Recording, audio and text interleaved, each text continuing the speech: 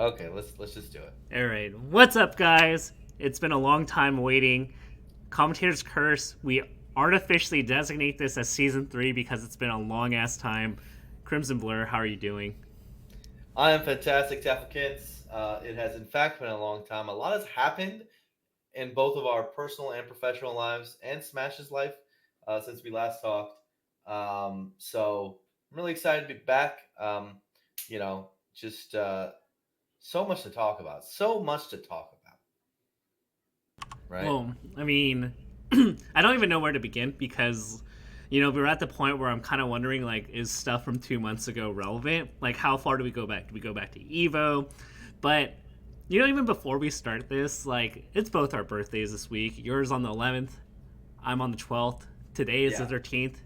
If you guys are watching later on YouTube, it was our birthdays. So if you guys are like, oh, it's not our birthdays anymore, well, it was our birthdays this week. We celebrated. How did you celebrate yours? So I'm doing like this whole birthday week thing because birthday is not good enough. I Last weekend I went to uh, Great America, which is like this theme park. It was actually kind of not that good, but it's fine. My girlfriend and my sister made me like this really cool dinner. That was good. Got a bunch of presents.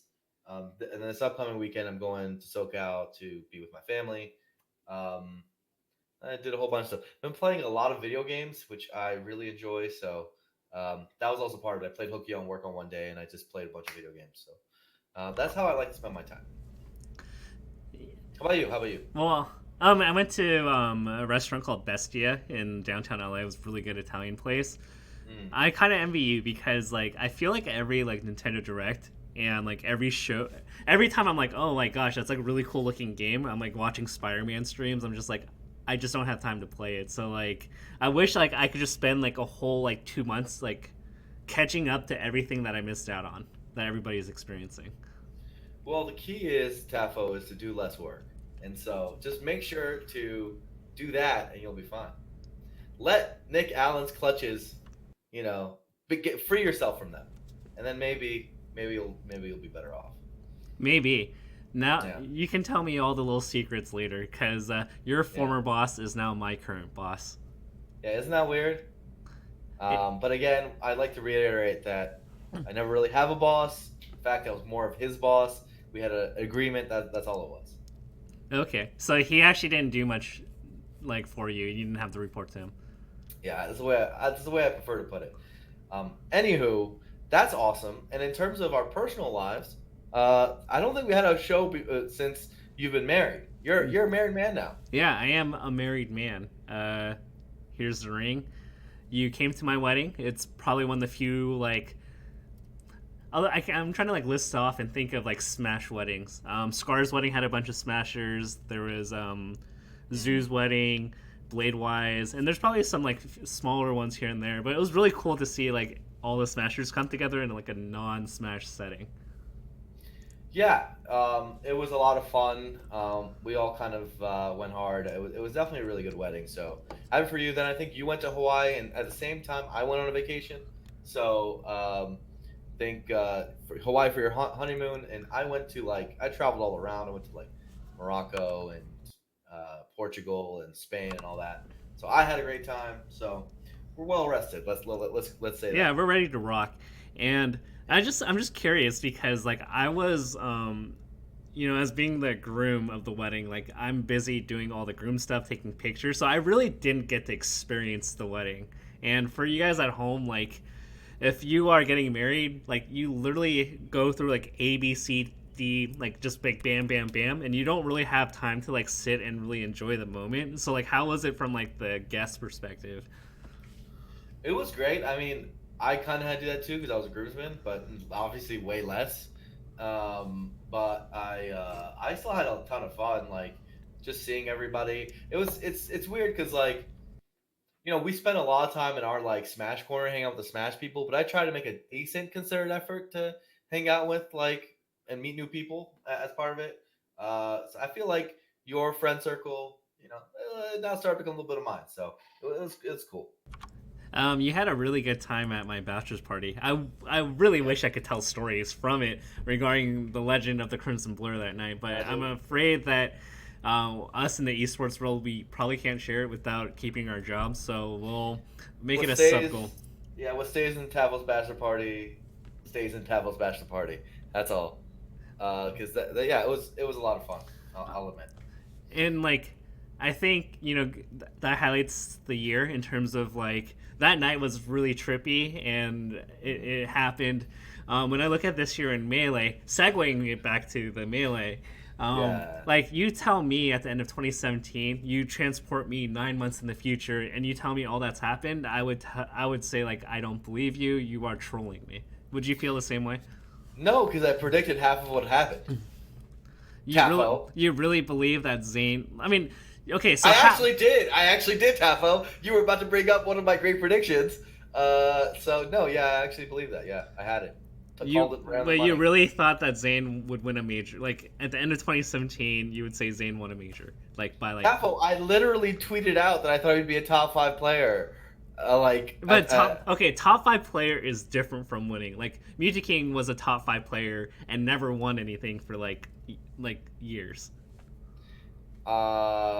Maybe I mean like I do think it was even faster than I thought, but like I don't know, like I feel like I knew this for Leffen and Plub too, like well before they cracked that level. Like you just look at how people are playing, and you're like, this guy is actually doing what it takes to win, and it's I don't know. I think if you've been around long enough, and you've seen enough and watched enough melee, you just know in a way that someone's improvement rate is extraordinary, and the way they're approaching the game is a new take, a hot take, and they're doing it the right way. So like, no, I don't think I would have thought it would have been this fast. Maybe I thought a little bit slower, but nonetheless, like, yeah, absolutely.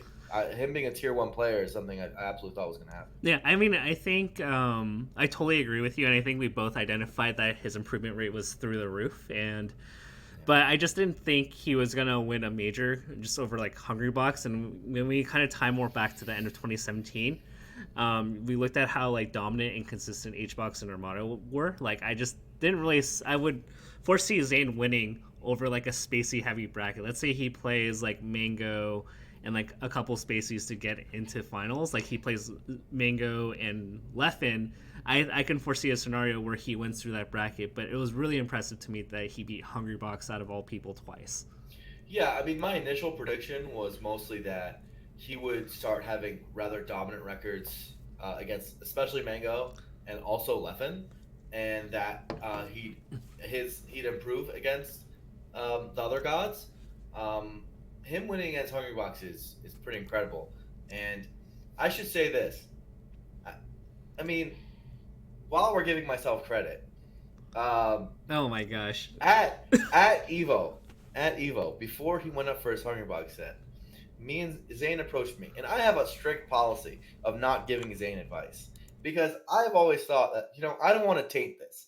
I don't want to inject my theory and my massive brain onto this man and just have him steal my ideas. I want him to grow in his own pace. Maybe he'll teach me something or two. Maybe I'll learn something for once. After all these years. But he was about to go against Hungry Box, and I just felt it in my bones where we were talking. And I was like, I got to give this guy advice. And in Hungry Box, we talked for 5 minutes. 5 minutes. And if you watch that set, both games were close. We talked for 5 minutes. If you added 2 more minutes, he would have won at Evo. But he learned enough in those 5 minutes. It didn't surprise me that much that he wanted to shine. Is the way I look at it. Well, Those 5 minutes changed the game. well, there you have it. Rumor has it, according to a tweet, that you've been theorizing what Zayn is doing now for like almost a decade. Let's look over your coaching resume for Marthmans. Yes. Muti King over Armada at that one summit where he 3-0'd him. Did you Yes. also tell him to switch to Sheik and Fox and losers? For music to switch? Yeah. No, I did. No, of course I would never do that. And then now we have Zayn at Shine beating or Evo beating Hungry Box. I'll admit it was only 5 minutes, and he says that guys like Junebug helped him in the matchup, whatever. But I highly doubt that Junebug, even with infinite time, can provide more valuable insight than I could in 5 minutes. So I really do think that was a difference maker. Well, I mean, Armada literally gave him 2 pages of notes. Once again, Armada with infinite time. I'm not sure. 5 minutes with the blur, dude. I think it made the whole difference. Can you give me some advice then? Okay, so given your advice, how good of a player can I jump up to? Have you watched Dragon Ball? Yeah. You know when like the Elder Namek puts his hand over Gohan and Krillin, they instantly become like 15 times stronger. I'm the Elder Namek, dude. The Elder Namek can't fight that well, but I could bestow the power. I literally don't know whether or not your webcam in the window can hold your ego. I think it's gone to new levels. I'm the wife that puts you in check.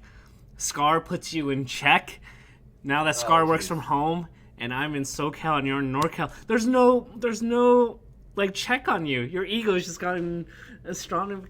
I can't even put words together to describe how big your ego is now. Yeah, it's actually incredible, and I'm very happy about it. No more Scar in the office for a bit. I'll take it. I feel like Scar puts you in check. He puts you in your place. Well, I don't think that's true, but let's continue. Okay, so I think the cool thing here is the amount of parity. So we looked at 2016. It was always $100 Armada, $100 Armada, $100 Armada. This year alone, just 5 Plup, Flatiron Leffen, Evo Leffen, a bunch of smaller tournaments by Hungrybox, Armada at Smash and Splash, Muji King at Summit, Zain at Shine. I think this is amazing for Melee. What's your take on this? So it's confusing for me because it's a very un-Melee-like year. Like, this is not what Melee usually is. Melee, as all of you know, is an extraordinarily skill-based game. There's only one other game I would put that measures skill at such a fine-tooth comb, and that's StarCraft. And StarCraft Brood War has much more variance because of maps and build orders. Melee in general, in terms of set outcome, has some of the least variance of major esports, right? And that's because it's just so insanely skill-based. So we've been fortunate that, of course, it's still entertaining because people keep getting better and things like that. But for the most part, in Melee, we have eras where someone's the best, and they are significantly better than everyone else. And that's common, right? Or maybe even if there's 1 or 2 people that are significantly above everyone else. To see a cast of characters that's like 7 deep that are all not that far away in skill level is very un-Melee-like. It is just not really a Melee thing to do as a game. And so it makes me think there's been no era like this. Like, you could point to maybe 07 era, the golden age, and say there was like 4 players or 3 players. Yeah, I was just gonna say that. Like, I thought you were gonna say 7. I was like, no way. But keep going. But it's never been 7. Is my point. It's never been 7 players, and certainly I don't think you could even look at the modern era, the Gods era. In the Gods era, there's always been 1 or 2 gods that have been like significantly above the rest, right? Either it's like Mango Armada or Armada H-Box or some other combo of gods which are like significantly above the rest, right? Yeah. And so there's never been a time where you could really say like 7 players like clearly outstrip the rest. Like they're a tier above. And also they could all each win a major in their own right if given the opportunity. Like that's just not really something you say in Melee, and it's confusing to me for most of all, because I'm like, how did we trip into this? Because we spent 20 years basically, or close to it, not like this. And now, all of a sudden, our tier 1 of players is so close. Like, how'd this happen? It's crazy. It's awesome, but crazy. I think part of me, like, I believe that, like, if you're ahead, it's harder to separate yourself from everybody else. And kind of with everybody also playing a lot, like, it's kind of like the rubber band effect in like Mario Kart or whatever. Like, inevitably people go a little bit faster because they don't really have to innovate as much to catch up to you. Like, they just got to see what's already been done and just refine that. Whereas I think if you're on the top, you have to constantly find new edges to be a better player. And so inevitably, I think the people that are slightly below, as long as they're putting equal work, I think catch up quicker than the rate that a person at the top. Why now versus years in the past. Like if that logic could have applied last year, but it hasn't. It's only been true for this year. Well, I think we look at it historically. Everybody who's gone up and down, like, do we? Axe, I feel like, is limited by character.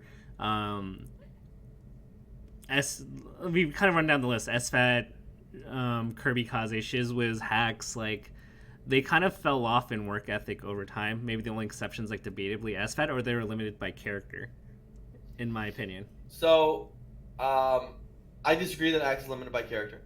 And then furthermore, Well, that's because you put Pikachu at like number 5 on the tier list. that character is broken. But furthermore, I think that doesn't like. Let's say last year.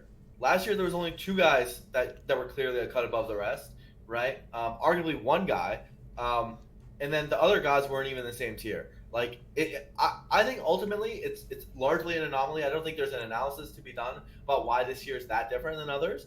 But I do think it's crazy interesting. If I put a theory on why the anomaly happens now versus before or in other times, it's a few things. Number one, I think as a meta develops, the differences in advancements from one character to another starts leading to diminishing returns. So let me explain that concept. So basically, Fox is a super popular character, right? Insanely popular character, the most popular character, the most developed character in the game, undeniably. So Fox mains have always kind of been ahead of the curve because they have a higher population studying and researching the game, and trying to get their character better. And now they're reaching a point where they are getting better with their character, but it isn't as making as much of a difference in terms of win rate as it might have made in the innovations they made years ago. And meanwhile, other character mains, I think, are catching up in their development of their character. So whereas, let's say, Fox is, at some percentage to his potential, the other characters are getting closer to their potential as well, and the little time lag from that, I think, is helping. It's one guess. Another guess is just from a player perspective, which is we are seeing a shifting of the guard, a very significant shifting of the guard, and we're at the inflection point where the guys like Leopard, Plup, Zain, whatever, who are probably going to take over the scene, frankly, and are probably going to be the new best players for a very long time, is which my guess, at least I would assume they will be. And we're seeing that now. We might be in the year which is the transition year between those eras, maybe. Another guess would be that I think Hungerbox has restarted his job, right? So he's now full time with his job again. Less time to focus on Smash. And Armada, he's had numerous motivational issues throughout the year on his own. That's two of the strongest competitors moving down a peg in a way. Mango, focus on a stream. Another strong competitor moving down a peg. And so like, and then you're left with like the weaker mainstay in God. You're left with Mucha King, and PP's not here, right? And then so you have the up and comers coming up, and that kind of evens it out. So these are my three guesses for why we have a evening out of the playing field. But it definitely is super weird because we've had similar circumstances, and there's still usually one dude. This year, 7 dudes, and it's weird. I also think to add to your point about like meta developments, like when you start adding more characters in the mix, like you know how in Magic, like or like any card game, like if you have to prepare for 3 decks and then kind of an offshoot character or deck comes in, then that's like a new player or character that you have to prep for. So I think as like more people come in, like it's gonna add parity. Whereas like Hungrybox for the longest time had to only prepare for Fox, and in this year alone, he's lost to Falcon, he's lost to Yoshi, Sheik, Marth, Falco. Like there's so many characters now that are on Hungrybox's radar that he no longer has to prepare for like one type of deck. And as all these players at the top have to prepare for multiple decks, like it's like who do you optimize for? The Marth player, the Sheik player, the Fox player. And when you practice against certain other players, that leaves you kind of vulnerable to other players. So as long as there's enough of a pool of players that can compete with the top, like it's going to add a lot more parity, because the more you put resources into one type of person, like the less availability you have into another to prep for them. Somehow, it's become harder to be a top player in Melee because I agree with that last statement very strongly.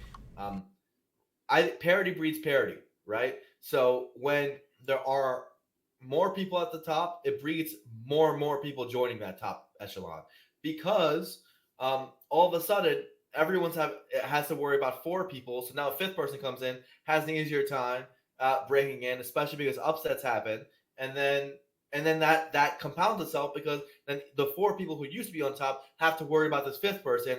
They have to split up their attention once again, right?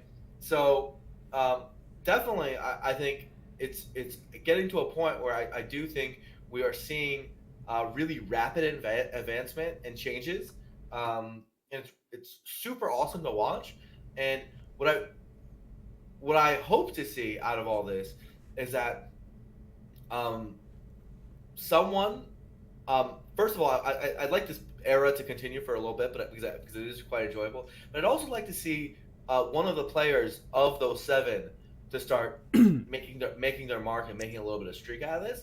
Because to me, a lot of them have a great opportunity to do so, right? Like many of them are at this point can beat any of the others, and so it just takes a little bit more for them to do better. I totally agree with you, and I think it's just a matter of like who can push that like extra mile, like in terms of like you already have a bunch of like marathon runners, and like how do you like push above? And I think it just takes like sheer willpower and dedication. Like I think to like win a couple, you can get a lucky bracket, and like if you get your lucky bracket and the two characters you happen to be good against, then you win. But like that's not consistent because of seeding and other stuff. I think what's going to be interesting here is that as the seeding shuffles around, like this might be the complete fall of Mango. And what I mean by this is that because Mango is very likely a seventh seed, like he's playing a power hitter that's not like SFAT. Like if he were seeded sixth at Big House, he'd probably play SFAT or worse, which is like a tier of players he's very comfortable against. But now like he has to play like an Axe or Amsa in winners quarters, or like so like he can lose that match and then finish ninth at Big House. And if that happens, his seeding gets even worse. And I think the top six seeds in the particular meta we have now are very protected because six plays 11th, and I think there's a big drop off between like Axe down to SFAT. So I think people who benefited from seeding historically and get that consistency like Mango has in the past, where he just has to beat a random Fox or Falcon to get where he is, like he can lose to Axe and then have to suffer through losers bracket now. Yeah, for sure. I mean, Mango's actually never been that great against the tier below him, below the gods. It's usually been the tier below that tier that he's been really good at. And so, what the lower his seeding goes, the more worried I am for him, for sure. Because then, if he loses those matches, he's not going to be seeded seventh anymore. He might be seeded like 10th. That could happen in a feasible world. Because I really do think that Zayn is going to have his number for the foreseeable future. I'm worried about him versus Music King. I'm worried about him versus Armada. I'm worried about him versus HBox. Like, oh, we say seven, but it's kind of six in some ways because Mango's struggling out there. Yeah. Now, he's had a wonderful career, you know, top two all time, no matter how you put it. But I think for him as a competitor, I do worry because it's slipping a little bit, and it's going to get harder as his seeding gets worse. So it's not going to get easier; it's going to get harder. Yeah, and like I guess he can hope Wizzy gets shuffled to 10th seed. I think historically in the past, like it'd be like Wizzy versus Mango in winners quarters, and then that'd be Mango's route to winners semis if like Mango was seeded second and Wizzy was like seventh. But now like that Wizzy Mango match happens around before, and he has to go through like a gauntlet to win. So it's gonna be really tough for Mango to really like win. And I think for people that are kind of betting on fantasy, like in terms of a person I really wouldn't want to pick, it's probably Mango right now. Yeah, it's super variable because I do think that he's more than capable of still winning a major. I think he actually is, even though it's a long shot. I just think that when you look at the top 10 and you look at his matchups with everyone, you don't go in super confident against anyone but Wizzy of that entire group. The entire group, nine other players, and you're like, hey, I might think you're favored or you do all right against this guy, but I'm not like confident you'll take the set except against Wizzy, Yeah. right? So he's in danger for like multiple rounds and it's really hard to win a tournament unless you have a few guys who you really have Yeah. a dominance over. And I think if you even kind of look at recent history, I think like Mango has like a 15 to 20% win rate against like Hungrybox and Armada, and like his Leffen record's not very good. I think the only person like at the top he's like kind of done decent against is like Mewtwo King, and even then he's like lost the last set. So it's kind of like a worrisome trend where like I think the competition has gone so strong that he can't just like wing it anymore. I think he's gonna have to study the game and like lab monster it to kind of continue to go along and be a top 5 player. Yeah, I mean, that's not usually how he grows, and I think like it's hard for him to break that mold. I don't think that's necessarily means that he can't do it by doing it his own way. In fact, I mean that exactly that. I think Mango knows how to learn. He's really good at improving in video games, and he knows how to do it his own way. But he's got to put the work ethic in learning his own way, which is usually, at least from my experience, playing a bunch of matches, experimenting during those matches, making observations, and then implementing them very quickly. Yeah. That's how Mango learns, from my experience. Right? He got. I mean, I think he still has a lot to learn with like character matchups because like I think it was like night and day after he like grinded against Keizu for like 2 weeks. Like his Falco versus Peach game got so much better after that. For sure, for sure. It doesn't help that there's no good Mars in SoCal, right? Yeah, ever since you left, like it's just been a big void. That's what I say. So I think that's like the matchup that I think is going to hold him back for a long time. As long as Mewtwo and Zain exist, those are going to be big walls for him, like for a while. And similarly, I think like Armada HBox we talked about, he's got Keizu at least for Armada to a degree, and then for Puff there's nothing, right? So I feel like as great as it is that he plays against like SUJ all the time, he's kind of got Wizzy on lock, right? Like playing against SUJ a bunch doesn't get him the matchup experience he needs. And okay, great, he plays against Lucky, but what Fox is he worried about right now? Right? It feels like he's just grinding Leffen. it. Just Leffen, right? Yeah. That's it. And Joey plays so different from Leffen. Like it's tough to make the comparison. But hey, of all the top people, Leffen, like at least I'm like feeling okay about, right, for Mango. Much better than at least Armada and HBox, right? If he had a much more diverse training roster, then he'd do better. Now, of course, this is like sort of ridiculous to say because Mango lives in SoCal, and these guys are all getting better in regions, or many of them are getting better in regions with less resources. So, in so many ways, he's got to get his chin up. But the thing with Mango is this is particularly how he learns, right? He gets better through seeing in the game what he can do. He's not really the type to video analysis and get better that way. It's just not. That's just not who he is, right? And so he needs that. He really does need that. So at least during tournaments, during events, he's got to take the time to pull top players of those characters aside and get better, make concerted efforts. Because I don't know if he could do it within SoCal alone. Yeah, I think it's also kind of telling of the meta. Like, I think Falco's a great character, but like, you're looking at like how proficient like people are at killing Falco. Like, when I watch like Zain and like Hungrybox and like even like Pleb Sheik, it just seems like they know how to touch a death Falco like consistently. Yeah, Falco. I mean, there was times where I think it was Westfalls versus Leffen, one of the greatest sets. Oh, that was amazing. At Air, dude, there was times. I mean, it was multiple times in one best of 5 set where certain power shields from Leffen genuinely got 0 to deaths, and we're talking about multiple times in one set. Now, some of that's the Falco's fault. Maybe they shouldn't be lasering at those distances. Maybe they should do a different height laser. There's a lot of things you can analyze about that particular caveat, but it's still extremely disheartening if you're the Falco and you're just like, dang, I need to laser to like be competitive, and I could die from it, like on hard body, right? And there's a lot of situations with that. Now, Falco got a lot of tools, but it's tough, right? He's not the fastest character, and he's got an awesome neutral tool, but there are a lot of counters to it, and people know those counters, especially at the top level. So, it's tough. It's definitely tough out here for the birds sometimes.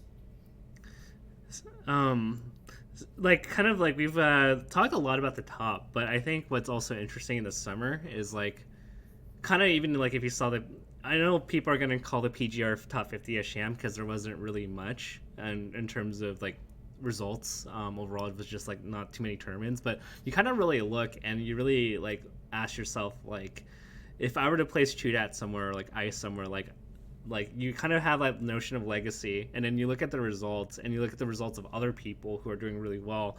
I think it's like really telling to me that like there's a lot of shuffling that's going on, like even in like the top 30 to 50, top 50 to 100, like Army, like if Moki entered more events, it's kind of crazy how much it's shuffling. So I kind of wanted to hear your thoughts on like kind of like the shuffling, the talent pool, and like who do you think has like really like caught your eye? Yeah, no, I agree with that. I think that as unstable as the tippy top has been, so has 10 through 30, and in fact 10 through 50. Period. I think at end of year time, SSBM rank is going to have a really hard time determining, um, the entire ranking. I think attendance is just, I mean, it's always been a problem, but because of the way this year's scheduling went, against my wishes, Yeah. um, we had a lot of events and it stacked up in August and a lot of events stacked up in May. Very stupidly, it feels like 7 of our 10 biggest events were in 2 months, right?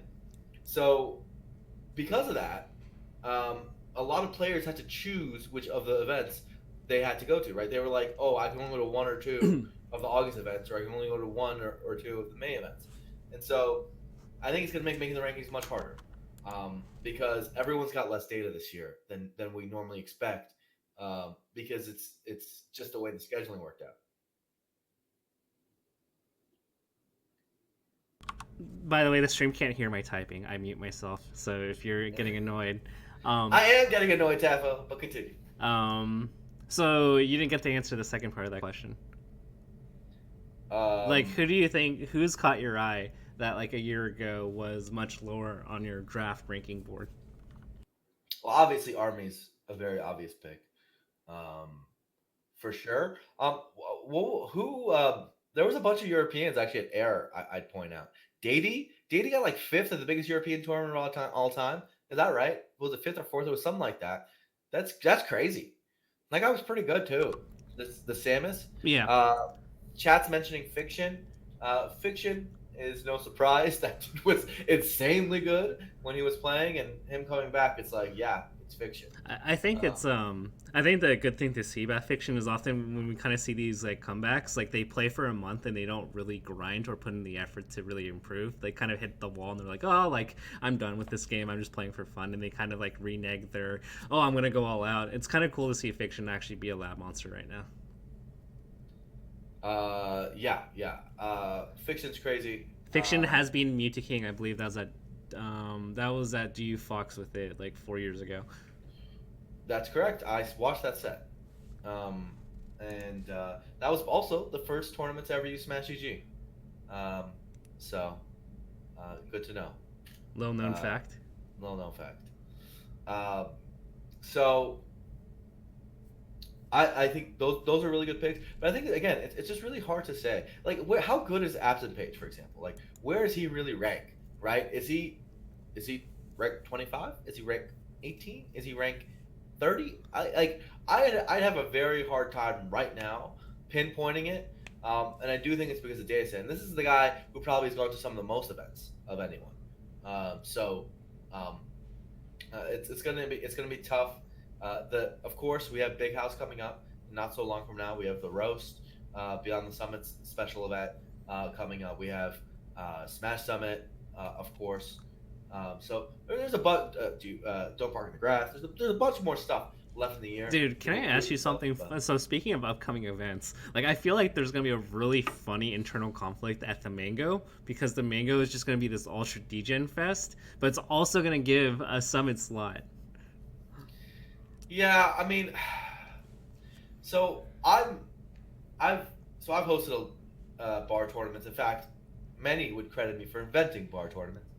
And Another thing, by the way, that the Crimson Blur has started and pioneered in Melee. Thank you. If I made the list of those things, by the way, it actually gets kind of ridiculous. Well, But anyway, we only have tonight to explain it all.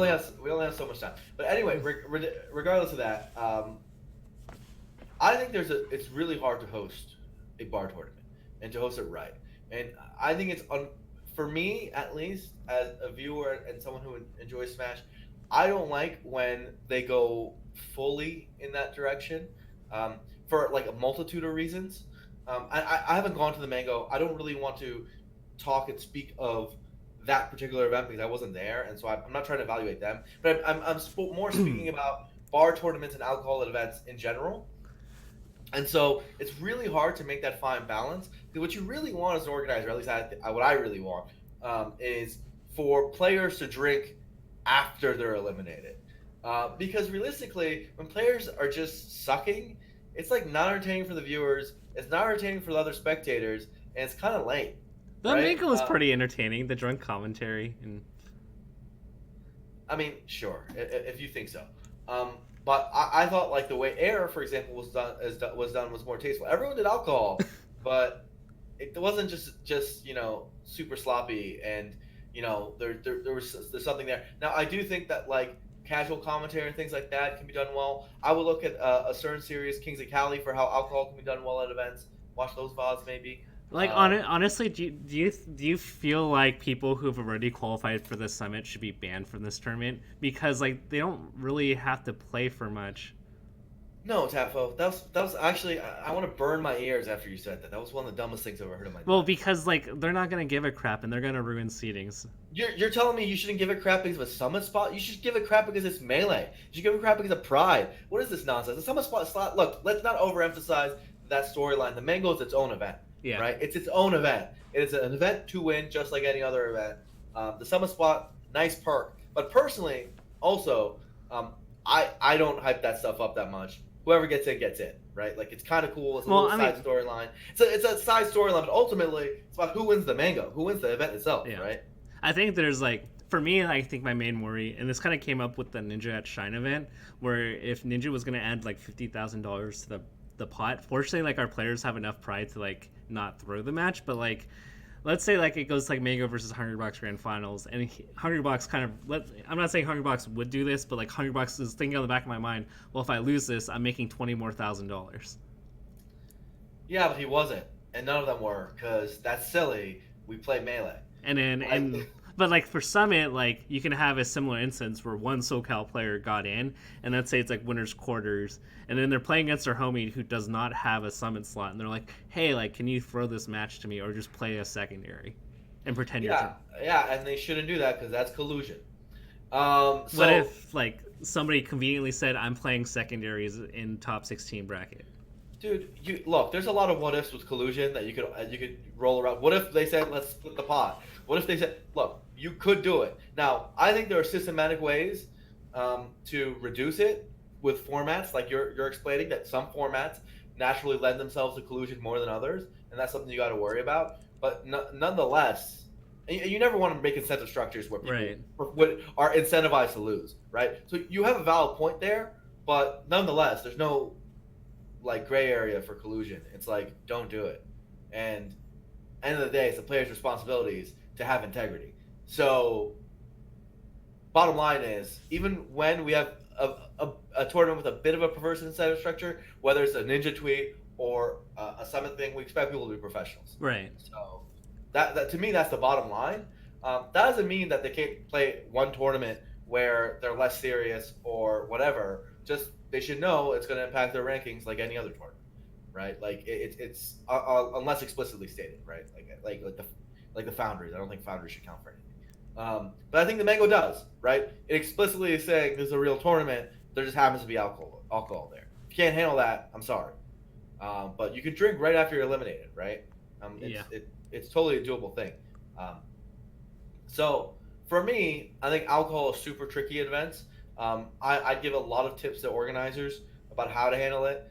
One thing Air did that's really smart is they make all alcohol purchase and stuff like slightly outside the venue. So, but people like do that, they often separate it from the game a little bit, and that helps a little bit, right? Because when you're sitting in a venue playing and you're seeing all your friends drinking right around you, it makes you naturally want to drink, right? Yeah. And so that helps a little bit. That's smart. You could also just strictly make a rule of like, hey, you have to get eliminated to drink or no. That helps solve it. I think in general, maybe commentators get buzzed, but I don't think wasted commentary is fun. Me personally, like I'm cool with not hearing someone like yell into a mic, and like I'm just trying to watch the melee, man. I also think a lot of this stuff, by the way, is crazy alienating for some people, and not me, by the way. 'Cause again, I invented bar tournaments. I love this stuff. Bar, alcohol plus melee. I'm a DJ. What can I tell you? I like it. So it happened. Can I tell you a funny backstory about the first mango? So Go ahead. Vish was contacted by corporate cops because Mm. I think there was like another like official event, and they're like, "Hey, by the way, Vish, I saw you last night. Don't do it again." And Vish was That's like, hilarious. "Yeah, That's so funny. What I mean to say that it alienates a bunch of people is that I think there are people who just don't like to drink first and foremost, and also like when you look at people who we have a population that's like 95% or some, I don't know the exact number, some absurd percent male, and they're all drunk in the same room. Maybe some girls wouldn't be comfortable with that. Like maybe think about that. Like you have to make sure it's not a super frat boy culture when you're building your event, and I think it's a super hard, fine line to build as an organizer. And it's hard to control because people do stupid stuff when they're drunk, and so I do think bar tournaments and alcohol-based events are dope and are possible to be done well, but you got to be super careful and you got to know what you're doing. You got to spend a lot of time training security and your own event staff to deal with really, really out there situations, right? Because they will happen. it's kind of crazy." And I think when we scale up, like when you have like a 50-man tournament where everybody knows each other, like you can kind of like police each other, be like, "Hey, like you might want to slow it down." When you have like 400 people, it's a lot harder. Um, Gosh, like when you mentioned hair, there was this funny story on Tweet Longer. I wish somebody like could post it in the chat. Somebody posted a Tweet Longer apologizing to the TO because apparently they got super drunk and then they woke up like in like the kitchen and then like they were naked and then like the staff like was like trying to wake them up or something. I think there was a picture also on Twitter of someone had a Wii and there was just like a credit card inside it. I think they thought their credit card was like either like the Wii would accept payment for something or that like their credit card was a disc. I don't know how that happened, but it was like the funniest sight. There's just a lot of stuff like that. But Air actually did it really tastefully, and I think it made it really inclusive. Like it's one of those examples of how to do it because you're really trying to hit, I think, the music festival, that like the awesome party vibe, and less so, hey, I don't feel safe, or I don't feel like I'm welcome here, or hey, I don't drink and I don't feel good about this, right? So you really want to make sure you do that part right because I think it's really important that all your attendees feel good about it. What's hard about it when building these sort of events is that your immediate feedback that you get when building these sort of events is incredibly positive because the demographic that you're trying to hit is actually a large portion of the Smash demographic. Like the young males who like to drink alcohol, right? Is a large percentage, and so you're going to get told a lot of times that people love your tournament, that it's their favorite tournament, that they're all about it. That you're going to just hear that all the time, right? Just because of that, and that's that 60% or whatever percentage. I just made up a number of people who fit that demographic, but you have to do a really good job of hearing the rest, right? Hearing the remaining 40% or whatever number of people who may not fit into that, right? So you can't just take the positive feedback in an event like that. So again, super complicated. Just kind of leaving that as a note because we just had Air and the Mangos coming up. But other organizers, just be careful. Don't feel yourself too much just because you get positive feedback. That's kind of the deal with alcohol, right? People feel good about it especially when if you they're on have it. especially if you have like alcohol at a discount. Like who doesn't like free alcohol? Right, things like that. Yeah. So you got to be careful. That's all. No, that's fair. Like up ahead, it's kind of interesting because we hit this like large sonic boom of tournaments, and now we're kind of like big house, I guess the roast, I don't know what we consider that. I guess like up ahead.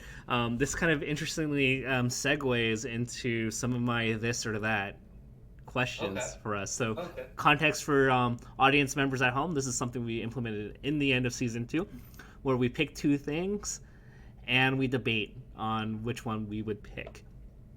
Okay. So the first one is so they give you context. I think it's pretty fair to say with all of Zane's losses to the Smuckers, Lucky, and so on and so forth that for the first half of the year, Mango probably did better against overall as a year as opposed to Zane.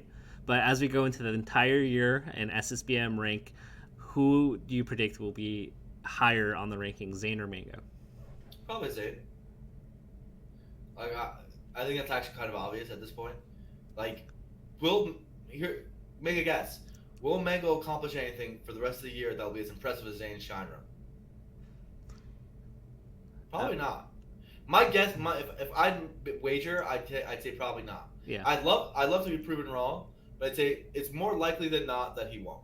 And similarly, I think a lot of like, let's say Zayn at Summit, right? Let's not forget he got second. He like went to winners finals. Excuse me. Yeah. At Summit. Mango hasn't done anything like that. He sure has it, right? Yeah. And I expect for the remainder of the year for Zayn's results to be as good or improve from what we've seen. And if that's the case, then there's no chance, right? Just to give a grid, who would you give it for the year then, up until Shine? So right up until Shine, up until No, including Shine. Sorry. including Shine is like it's dead even. I'd say it's really close because Mango has had other performances, obviously, really close. Um, but even if you include Shine, it might be Zayn. You know, I mean, even if we're talking like the full year so far, Zayn has a really good case. I don't know quite yet, right? If he passes the hump, but I think with the projections and what if you just look at Mango's win rates against people and Zayn's win rates against people, it's just so much more likely that Zayn's going to go far for the remaining tournaments of the year. So I pick Zayn. I don't know about Yeah. you. I think me personally, like I would go with Zayn for the year. I think the one litmus test I do have is if you swap the resumes, like what would the perception be? And if you swap Zayn's resume with Mango's, like even though Zayn won Shine, let's say Mango won Shine, he had Zayn's resume, and you flop them, then you look at all the losses that Zayn had: 3 to Wizzy, Smuckers, Lucky, Junebug. Granted, Mango has lost to Flippy and Army, but if you look at all the losses that accumulated in that 8 to 25 range from Zayn, like you kind of and you transfer that to Mango, there would be a whole different perception on Mango, and there'd be even more comments on how Mango is washed up and how he can't compete. And I think there's a perception bias we have over a person that's rising up and a person that's kind of been there for a while. Now, having said that, if Mango won Shine, everyone would be talking about it, and this whole conversation would be different. Yeah. Right. So you can say it in a very similar way, right? Yeah. It's not just because we kind of discount losses of someone coming up, but also it's because Mango's wins haven't been good enough. Yeah. Right. And I think I agree with you because you really only have like a set against like Leffen, a set against Hungrybox. I think there might be like Plups Fox. He's beaten each of the top like 5, I believe, at least once. I could be forgetting something, but I do agree with you. And I think even when you look in the past 3 months, like crazy as it is, like you can even say that like you could make a pretty compelling case that Zayn definitely has Mango's number and would be greatly ahead of Mango. But even if you look in the context of SoCal, if you really to kind of twist this around, like you look at the last like 2 months, you can even kind of argue that Army had a better 2 months than Mango has. Like, I'm just gonna leave that. I'm gonna leave that on the floor. Let's go to the next. This or that. I don't like talking about that. Let's go to the next. Yeah, it's a weird world. All right, I'm gonna kind of change this up a little bit because Ultimate Smash Direct. I thought they were gonna show a little bit more, but unfortunately they didn't. So we're gonna talk Genesis Ultimate over under 1750 for Ultimate. Entrance? Yeah, just for Ultimate. I think under. What's your number? 1750 is a lot. I think it's gonna be like 1500, 1400, something like that. For the first big Smash Ultimate Major? I Okay. think so. Maybe I'm wrong, Yeah. um, but that's my guess. I was gonna initially make this plus or minus 1500, but like I thought you would easily pick over in that case, so I went a little bit higher. No, I think like so. What I'm curious about is if on day one, Ultimate is going to be bigger than Melee in both viewership and uh, attendance, but I don't know. I think my guess right now is that day one, it's going to be bigger in attendance, but I expect it to be actually even in year one to probably lag a little behind in viewership compared to Melee. I'm actually surprised that you would because like I believe Smash 4 for like the first like 15 months had like overall higher viewership hours than Melee. Like what I'm kind of No. curious. So I think the difference is that year one of Smash Four, Melee was a lot smaller than it is now, right? And I just for me, the gap between Wii U and Melee has gotten so large this year, right? Like, so this should be a topic in general is the Smash community is in considerable decline right now. It's just a fact. Might as well just put it out there. There's no way of putting it in any other way. There are less tournaments, less sustainable tournaments. TOs are making less money. There's a litany of reasons that go into it all. Attendance is down at the local and national level, and viewership is also down for both Melee and Wii U, but mostly Wii U. Wii U is the one that's getting destroyed. Um, Tournaments which used to get 30K for Wii U are now getting 10K. Right, like it's like a pretty drastic drop. No, it's not a 1/3 drop. I can give the exact number, but I don't think I can divulge it all, though a lot of it's public. But regardless, it's a decent decline. It's pretty much possible to say that it hasn't declined. I If I put a rough estimate, I think that the overall Smash scene declined about 20%, and I think Melee declined probably about 10. So it's not like we've seen worse. That's not that bad, right? And I certainly think that Ultimate is going to make it bounce back. Um, but most of the loss is in the Wii U community. And I think what people are underestimating is a lot of those people aren't necessarily coming back. I think a lot of them are, but aren't necessarily, right? That maybe they go to another game. Who knows what they do? Because whenever you do a new game switch, you also lose people as you gain them. And what I'm seeing in in a lot of the conversations about Ultimate, especially in comparison to Brawl and Wii U, because you remember the Brawl League up, right? We were all talking about tournaments for Brawl like almost immediately, and similarly with Wii U, we were thinking competitive potential really strong.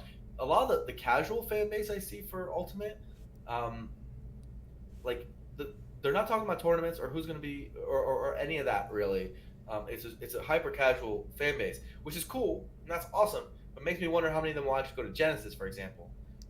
So I think it Yeah. will be really large. It will obviously grow the seed and multiply a lot. But I want to temper expectations because that gap between Wii U and Melee is so large that I think that it'll probably get like in terms of viewership really close, especially for the first tournament or so. And then I think attendance it'll destroy Melee by a considerable margin. It'll be like 1.5x at least. Those are my guesses for what I expect to see. Um, but I could be very wrong, right? I could be very wrong. I've just lived through the cycle like 3 times now. I think my worry, I think it's going to have a big jump, and I think initially it's going to have a spurt. I think my worry is that it's too similar to Smash 4 that the novelty wears off quickly. Like, Yeah, but I think that too. I think that's going to be a big factor. If it's too similar, I really want to try Squad Strike in tournaments out. It could even be the number one format, by the way. yeah, I think it could be really cool. Um, so it should be said that the Switch is much better selling than the Wii U, so that's a big deal.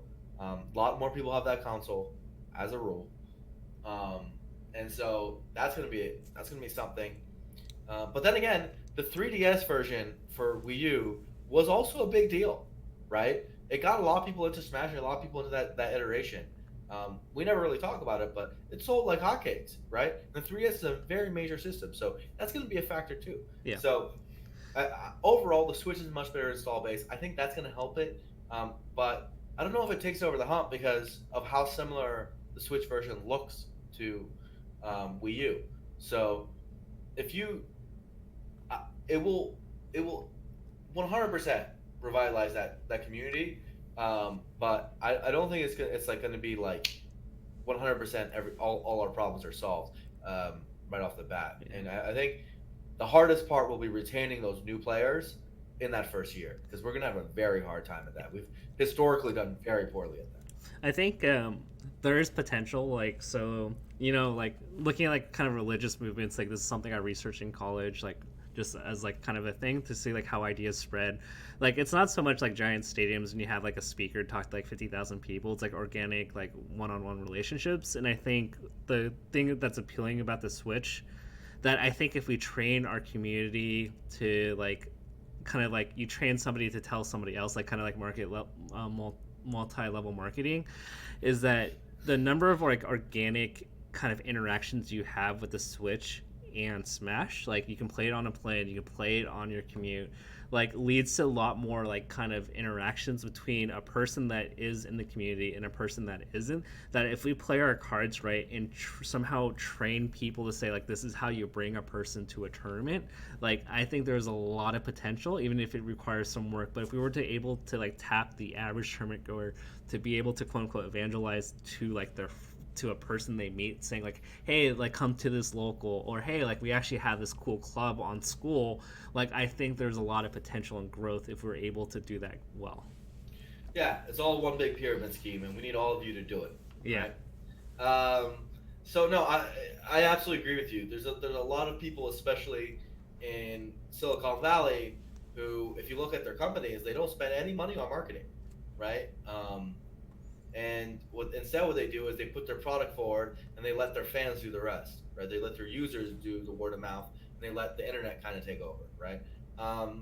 And so my hope is that Smash players recognize, including Melee players, recognize the importance of this new release and what it will mean for all of us. Because let's make one thing clear.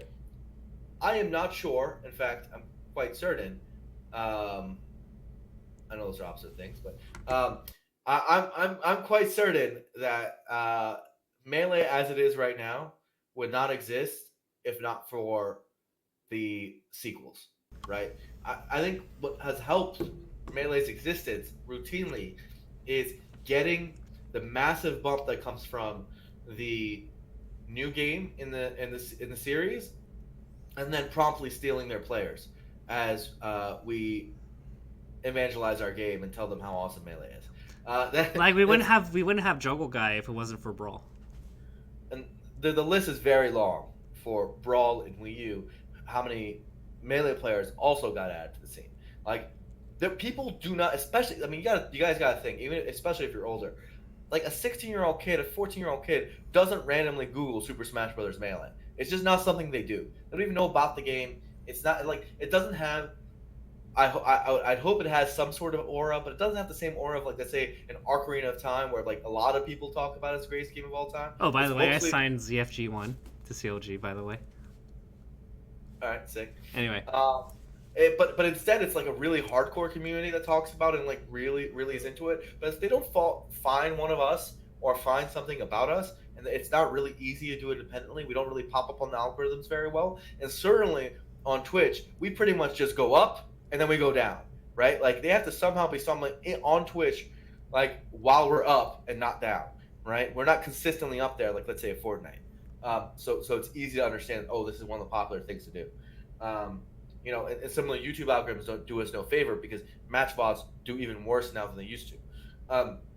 So finding Melee is insanely difficult for the new generation. So instead, they find Ultimate and they find our Smash Bros. They find resources for that, and maybe they'll stumble onto the Smash Invitational. Maybe they'll stumble onto, our personalities in some capacity, and then they get into the scene. So make no mistake, guys. If you're in this chat right now and you're watching this stream, you're hearing this next year is going to be really, really important. The amount of people we will gain naturally in this next year will probably be more than we gain in the years between now and the subsequent Smash 6 release, right? Like, we will just get such an insane number of people, and the work all of us do is going to make sure that retention number is as good as possible. Yeah. Right? Because historically, I'd like to remind, our retention number has been terrible, right? We are super good at retaining are super hardcore base. Like Tafo's been playing the game forever. So have I, and so have so many others who are really into to what we're into. Um, but we're extremely bad at keeping that first time tournament goer. We're extremely bad at keeping that new guy who just came into the scene or girl who just came into the scene is like, what's going on, right? That's what's going to be important and determining of our future in this next year. I mean, I think I've shared this story a lot. I think I went to Genesis. I went to a restaurant down the street. I went around the hotel. I went on a couple of Uber rides, and I went to La Vix. And all the people who are native to San Jose were like, a bunch of them asked me, "Oh, what are you guys doing? What are those passes?" And I said, "Oh, we're running a Super Smash Bros. Tournament." And they're like, "Oh, cool! I never knew we ran tournaments." So, not saying that every person that's ever played Smash Bros. Is going to become a hardcore tournament goer, but at the very least we can tap into a percentage of that have never heard of a tournament that might actually return and come back to events. The wife says Blur isn't considering people who are going to drop Melee for Smash 4.5. I think people who think that Melee's player base will go down even the slightest because people will drop Melee for Smash 4.5 don't understand people's pass for Melee. And I don't mean the wise because I actually think that this guy's in chat all the time. He does understand that, but there are certain people, especially within the esports community, who ask me, Blur, do you think like Melee's done for? People are just going to move on to the new game? And I just go, oh, you know nothing about you know nothing. You literally do not know what you're talking about, and you get paid to be an esports professional to sit there and do nothing because your expertise is whack, you're whack, and all your opinions are whack because Melee people ain't go nowhere, and you literally have to have one conversation with them to understand Yeah. that. One conversation would tell you, no, literally, it's impossible. These people are insanely stubborn. They're kind of crazy, and that's what makes them awesome. Getting married and having kids is probably going to be a greater detriment to a person not going to go to events anymore than Smash 4.5 or Ultimate. I'm not going to use the Smash 4.5 meme. I think it's distasteful, but there's not enough pull for Smash Ultimate to remove people from Melee. Okay, so on to Smash Ultimate. With new talent coming into a new game, we always have surprises. So this or that. PGR top 3, which is Leo, Tweak, and Debuzz. We're also going to toss Zero in there versus the field at Genesis.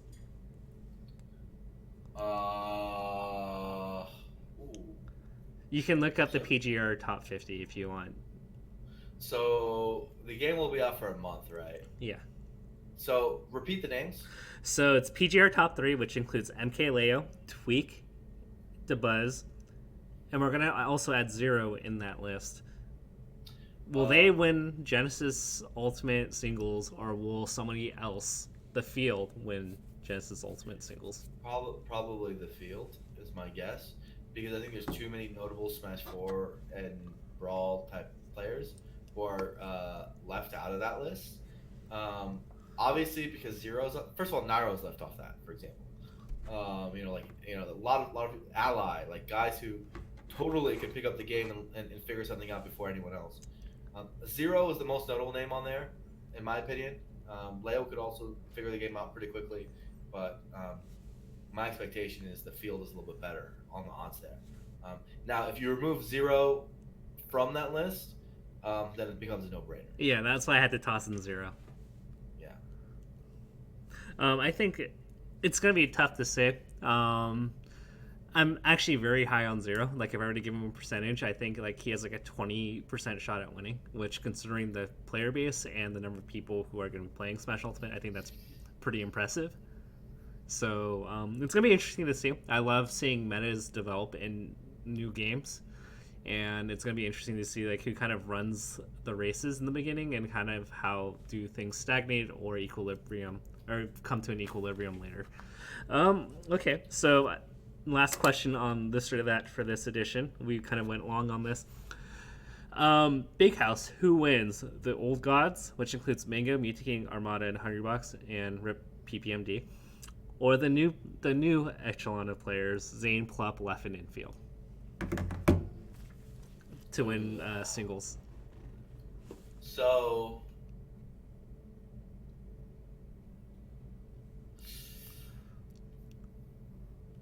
it's pretty 50-50, right? I just think that because old gods, quote unquote, have one more strong player in that, it's slightly tilted. Because adding field doesn't really add much meaningful value to this. I think so, but then again, like, how likely are Mango Michiki, right? So in some ways it's 2v3, but not really, because I still don't think Zane's that likely, right? On a relative Yeah. plummet left and more. Um, if I'd guess, I think the Armada HBox percentage is too high for it not to be old gods. And of course, Mango Michi can add percentage too. So my Yeah. guess would be old gods, but it's really close. It's kind of surreal that this is even a conversation now. Ever since like Yeah, the god moniker was created in like 2013. yeah, we're literally saying what's better, the gods winning or not the gods, and usually it's like, duh, Yeah. and now we're like, I don't know, actually. I think in 2013, if you were to tell me I had to bet on field, like what odds would you have to give me to play It's like field? 100, 300 to 1, 1,000 to 1. I don't know. It's actually impossible before. So you'd have to give some insane number. But it's cool. I think the telling story here and the redeem story here is that if you play like and you commit to it, like it will take time, but you can get there. Yeah, it should be really inspirational for people, frankly. Yeah, I mean, dude, Zayn won, and he's only been playing the game for 4 years, right? like 12, seriously for 4 years. 12 had to go through a character change, and just in a couple years after that, he was winning tournaments, right? Yeah, It's a big deal. It's a big deal. And Leffen was quick. Leffen was, yeah. So it's possible. It's totally doable. And what's frustrating to me is sometimes I hear players that enter the scene and they go, "Oh, guys, melee is just too difficult for me to catch up to people. It's going to take too long." I'm like, you vastly overestimate people at these tournaments. Like, they might feel good to you right now because you don't know how to look at the game, but the bottom rung, like, you can start beating them within like 3 months, right? Like, it's not that hard. 3 months. I mean, coming from complete scratch, We're talking about the bottom rung. like don't know how to L I'm cancel. talking going from 0 and 2 to 1 and 2, Oh, okay, yeah, that's fair. right? Like, that's a 3 months or less sort of accomplishment, usually, in most scenes. If your scene is smaller, it's often it takes longer. But the bigger the scene is, the more bad players there are. So it's usually easier to go on. But if you're like in a region where there's less players, then you usually have more good players, because the people left are usually the hardcore people. Um, so and then 3 months for that, and then within a year, I think year and a half, you can get power ranked in your region pretty pretty universally. Like, it doesn't really matter the region. You could probably do it. And within like 2.5 years, it's totally doable to become a top player, right? Yeah. So that's not that long of a cycle. Pretty much anything of value in this world, it takes you that long to get good at. Like, you don't expect to get good at guitar, piano, Japanese, like any of these things that quickly. Like, so melee's no different. Like, it's a thing you gotta take some time with. Yeah, I think it's like pretty cool because we're starting to see these kind of trends in other esports. Like, hate to bring League, but strangely enough, League and Melee have a lot of crossover. I think it's the largest crossover between esports. Like, um, I think for people who aren't familiar, like Ryu and Faker about 5 years ago had this iconic moment where Faker outplayed Ryu in that Z Ditto. UCal, who was 12 at the time, got inspired to play competitive League of Legends 5 years ago, and he was 12, and now he's at the top of LCK like 5 years later. So it's like kind of interesting to see these games have a longevity long enough that you see people inspired by players, and then now they're beating their idols growing up. Yeah, it's one of the many reasons most esports are insanely whack. Because let's say you join a game 2 years into its life cycle. By the time you get good, the game's dead. Seriously, that's how most esports work. They go up, they go down. But thankfully, Smashes and Melee in particular is not going anywhere. So there's no real time limit. Let's say somewhere in the 3 years, 4 years it takes you to become incredible, or longer than that, something in your life comes up, and you have to take a break from the game. You can do that because Melee will be there. It won't go anywhere for you. Um, So I do think like the clubs and levels in the world should be super encouraging for people, and it should be inspirational to show that's what it takes. Tackle, the answer is yes. We can talk about that stuff in a bit. So I think it's like overall just really cool, because we always talk about like the physical limitations of sports. Like I'm not gonna be a 6'7" dude that's like extremely athletic. Like basketball, like just I'm not gonna be that 5'9" Asian dude that magically makes it to the NBA. Like it's just not happening. But like here, like even though like you're past your physical peak or whatever, you still can get good at the game, and that's like the thing I love about esports. So don't say the word. So yes, in general, esports. But I wanna ask you, Tafo. Have you now been in the esports industry long enough to affirmatively know that esports are whack? The fine whack. Like lame in every aspect. Have you figured that part out yet? I figured out other things. Okay. Well, let me break it down. Right. Um, and I can give you guys a journey through my last weekend. Right. And there's nothing more esports than this. So in my job, obviously, I came into it, smash guy, whatever. But you look at me like a couple weeks ago, I was hosting a PUBG tournament, right? Literally, the Crimson Blur hosting a PUBG tournament. Not the first time I've hosted a tournament for another game. I've done like tons of games, Rocket League, I've done tons of stuff, right? Most stuff that Smash community doesn't know about, but they're in my Twitch esports general realm. And the reason why I say esports in general is lame is not to say that this one event was lame, whether those players weren't nice or any of that, um, but rather that, and I feel like more people should know this. The one phrase you need to learn about esports to understand it, for the most part, is that esports is marketing. These are marketing activations. These are marketing activations for these publishers. And I think it ends up trickling down and meaning a lot for the competitive integrity and the joy and the happiness of participating in those esports. The exception are things like Brood War, Smash, and to a lesser extent Counter Strike, because Counter Strike actually started Grassroots and is owned and operated by independent organizers. You can make an argument for Dota in a similar way, but regardless, um, a lot of these things are marketing activations, and what that means is the thing these companies are trying to get out of it and what they're trying to do out of it has far less to do with the actual revenue and health of the sport, right? So, and right now, one massive shift we're seeing in the industry is that we're seeing more influencer based events, right? Nothing wrong with it. They're more influencer based events. So, um, you see, this is most common in the battle royale games. You see events which are influencers versus influencers, not best players in the world, mind you. Influencers versus influencers, and they take those guys, they put them in an event, they put a large prize pool to it. Why? Because those events do better on social, in viewership and all that than the actual a sporting equivalent would do, right? And it just goes to, like it shows like what is actually there, which is it's not the sport that matters, it's the marketing behind the competition that they're really going for. And so when it comes to competitive integrity and keeping, let's say making an open system and allowing everyone to compete so you can truly see who's best, that's less interesting than making sure it is specifically the best influencer and the guy you want to win, and making sure you get the most out of your marketing dollar. So I'm it seems like a bit of an aside, but the point I'm trying to make with this is that we don't got those problems in Melee. It's actually kind of dope, right? We don't have um, devs ruining our game with a patch. We don't have massive turnover with a sequel. We don't have um, you know a developer being like a hammer fisted about how they handle and who can run and who can't run tournaments, and who or how those tournaments are run.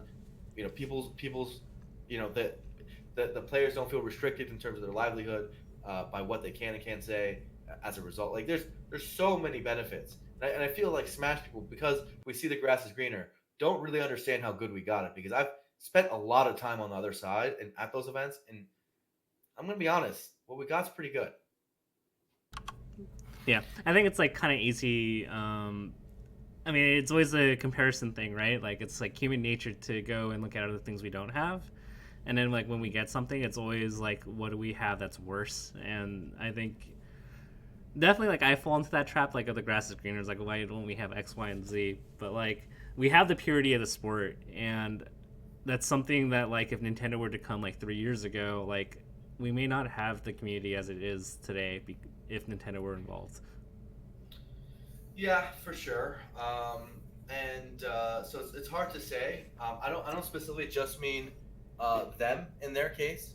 I mean just in general how the industry handles esports. Because the truth is that esports isn't profitable. It's just a broken business model. Doesn't make any sense. And instead, it's game developers paying for things so that they can market their game. And I feel like every viewer needs to know this because it helps you understand and get a lens to what you're watching. And props to us for having diehards that are willing to do things for free and at a loss all the time. Like everything would fall like a house of cards if like those people don't exist at all levels of the Smash infrastructure. Yeah, yeah. Really proud to be a part of the scene, but it's definitely a very different experience for people who want to get jobs in the industry of running and having a Smash tournament, having a community behind it, and all that, and running a corporate event. Yeah. Those are two different things entirely, right? So again, please understand how good we got it. It's nice. It's actually quite better than literally anything else, in my opinion. Um, Um, so it's good. It's good, man.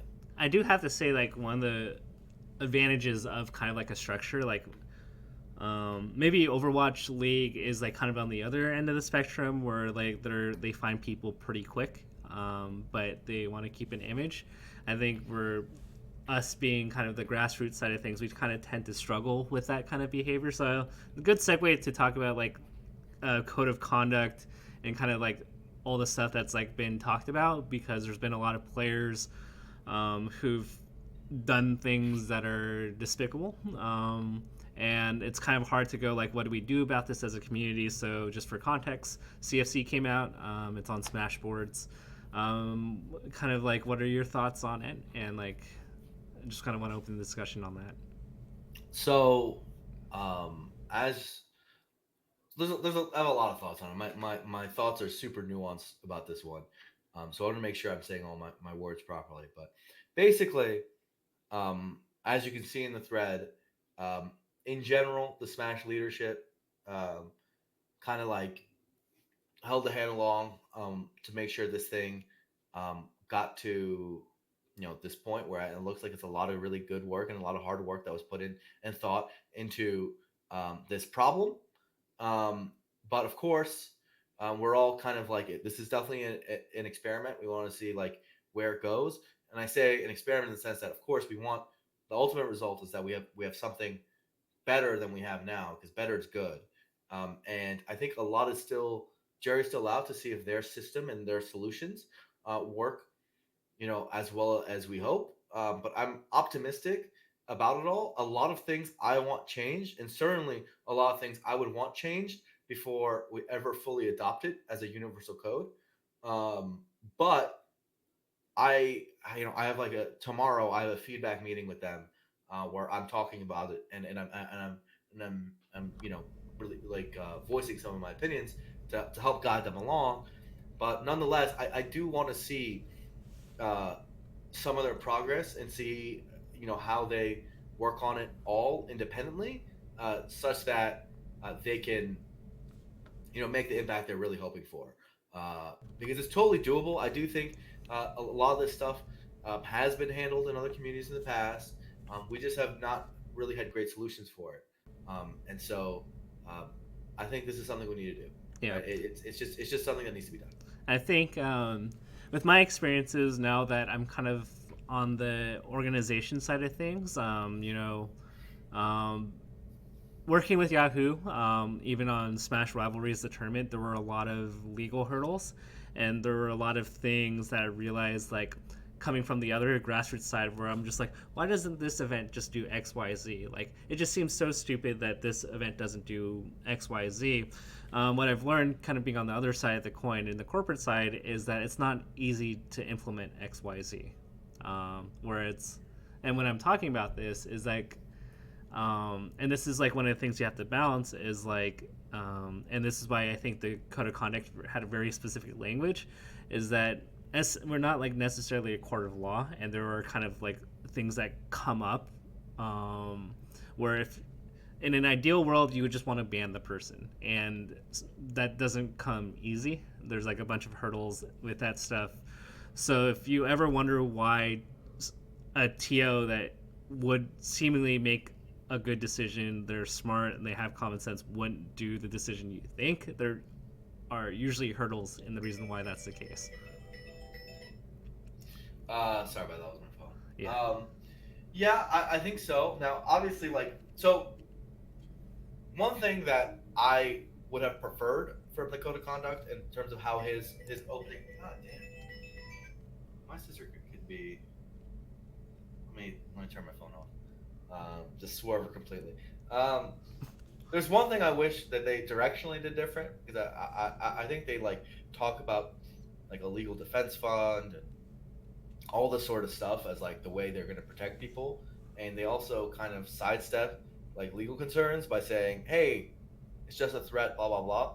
Personally, I'm passionate enough about improving this problem that I think a much better approach, and I think actually where what leadership and a lot of the TOs would accept is we might have to take some risks, right? And to understand, like the best lawyers do, that sometimes to do what's right for your community and what's right for everybody, you got to take some risks, even if it comes at some legal risks. And if someone files a complaint, someone does something, you have to just then go ahead and fight it. Like that. Sometimes you got to do it. I would prefer if we went that direction rather than saying, "Hey, we're sidestepping. This is no problem at all." Because the truth is, it is a problem, right? It is something to worry about. It is something to think about when enforcing a ban on a player. It is something to talk about. And so my response would be, that doesn't mean we shouldn't do this. Rather, we should all agree that if that comes up, we'll deal with it.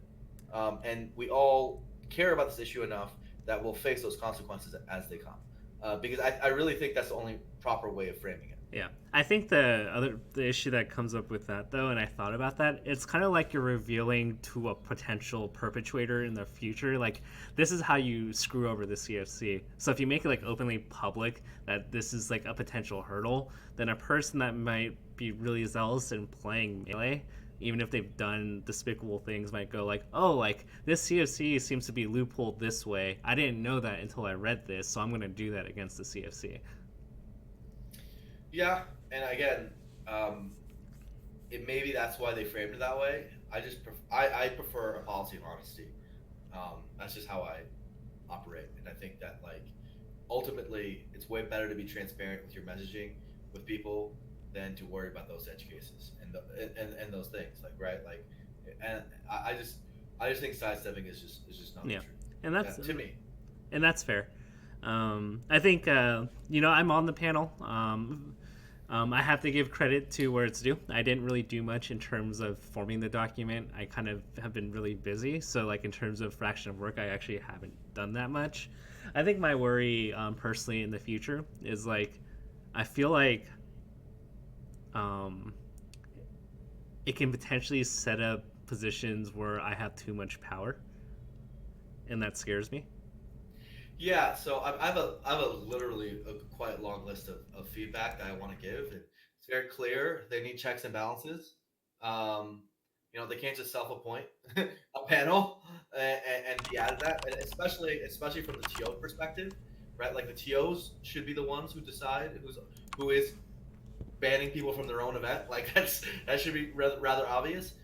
And similarly, they like equalize all signatories, and it doesn't make sense to me that some random Ohio TO who you should want to be a signatory should get the same voting power as like Genesis. right? Who's handling far more attendees, is under far more risk, and has far more to lose. So like, these sort of things that are definitely good feedback. I also think that like their infraction stuff is sort of out of whack. I think they're for their level three, their first like for first time offenders, which is like some really heinous stuff. The worst that can happen is a 2-year ban. And I was like, bruh. I think it's I think it was supposed to be worded like that it can be at least 2 years. So like you can actually, I think it just needed Okay. Well, semantics. the graphic looks Yeah, weird. yeah. So I actually have a significant list, so I'm gonna deliver that to them. I have a lot more I want to do. I feel like it's unfair because a lot of this stuff is malleable, and obviously this is like their first releases, them putting their work out there. It's obviously not what it. I wouldn't expect this is exactly what it's going to be. As a final product, it's what we're all into and what we're all like really, really, really about. But I do think this is a really good step, and it's a ton of work done by really passionate people that moves things forwards, right? And I appreciate that. I think one of the big things, like when you design like a computer program, right? Like you think of the edge case, like or like a web app, you think of the edge cases and where things can go wrong. And I think my worry personally here is like when decisions are kind of gray, like can I make the right decisions? And like I've been just thinking like nonstop of like what different variables can lead to different outcomes in terms of like results and how I perceive things. In cases where I just don't have enough information to accurately do it, other than probably say that at the end of the day you're guilty. Um, Yeah, I mean, I think that's one of the frustrating things is that we do not have police resources. We aren't able to get, a real great answer a lot of the times because we don't really have the resources to do a thorough investigation. So I think that's going to be a hurdle. yeah, But once again, I'd like to point out that that doesn't mean it's not good. It just means that is a problem, yeah.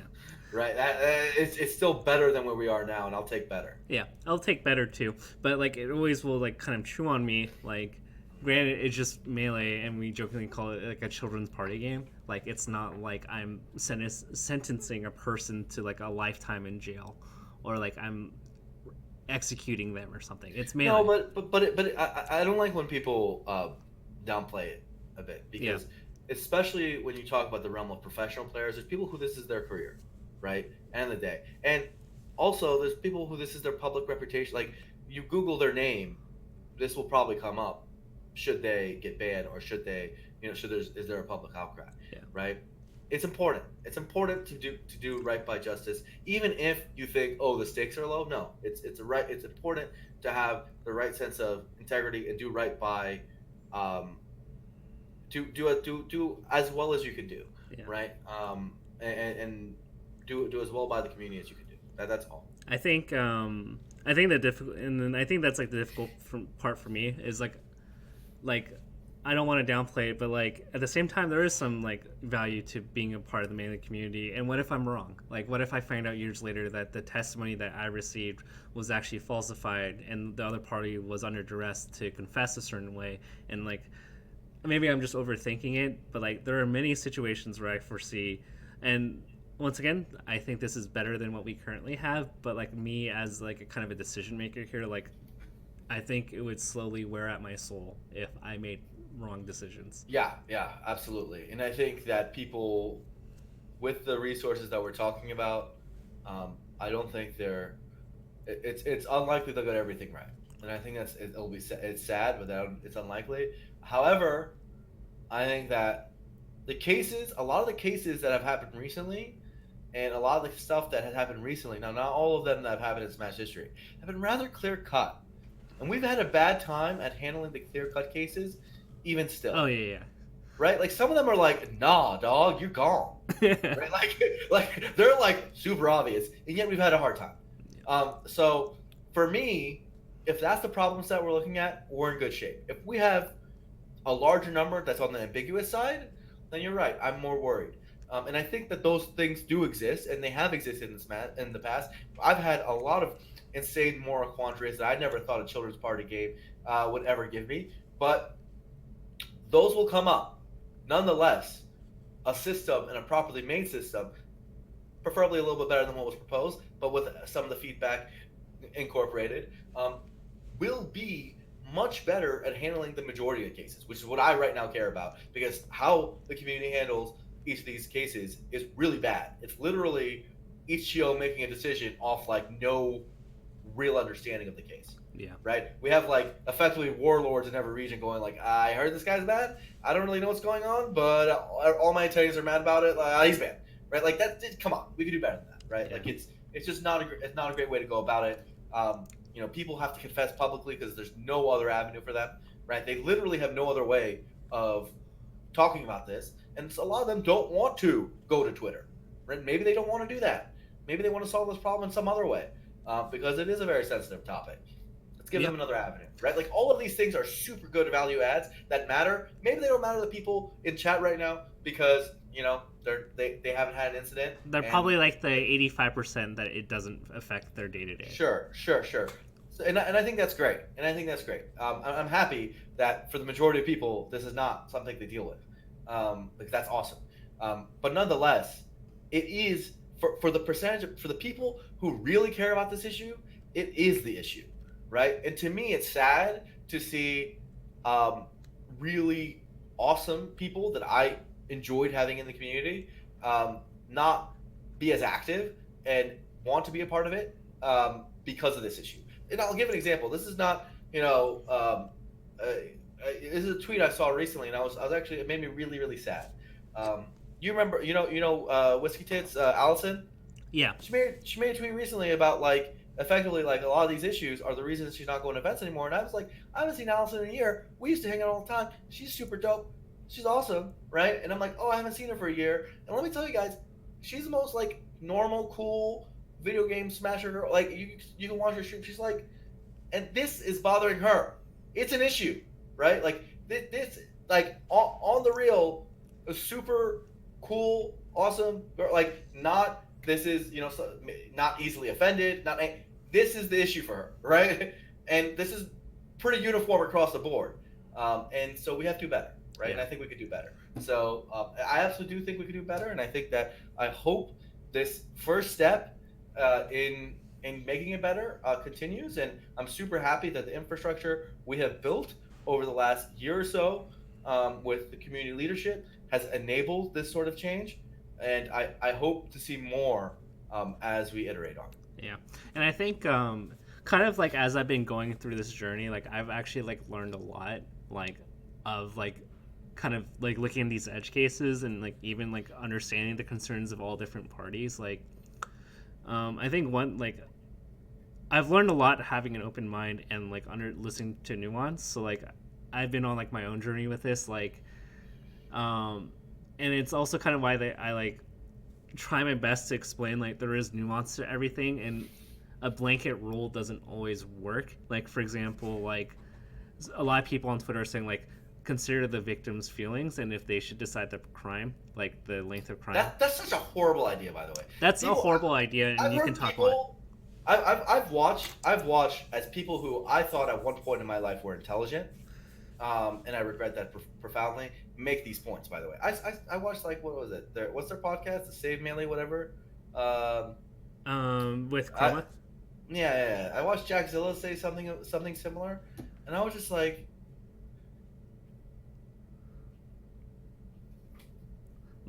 He said something along the lines of, oh, if the victim gives forgiveness, maybe I'll consider it. And I was like, bruh, what are you talking about?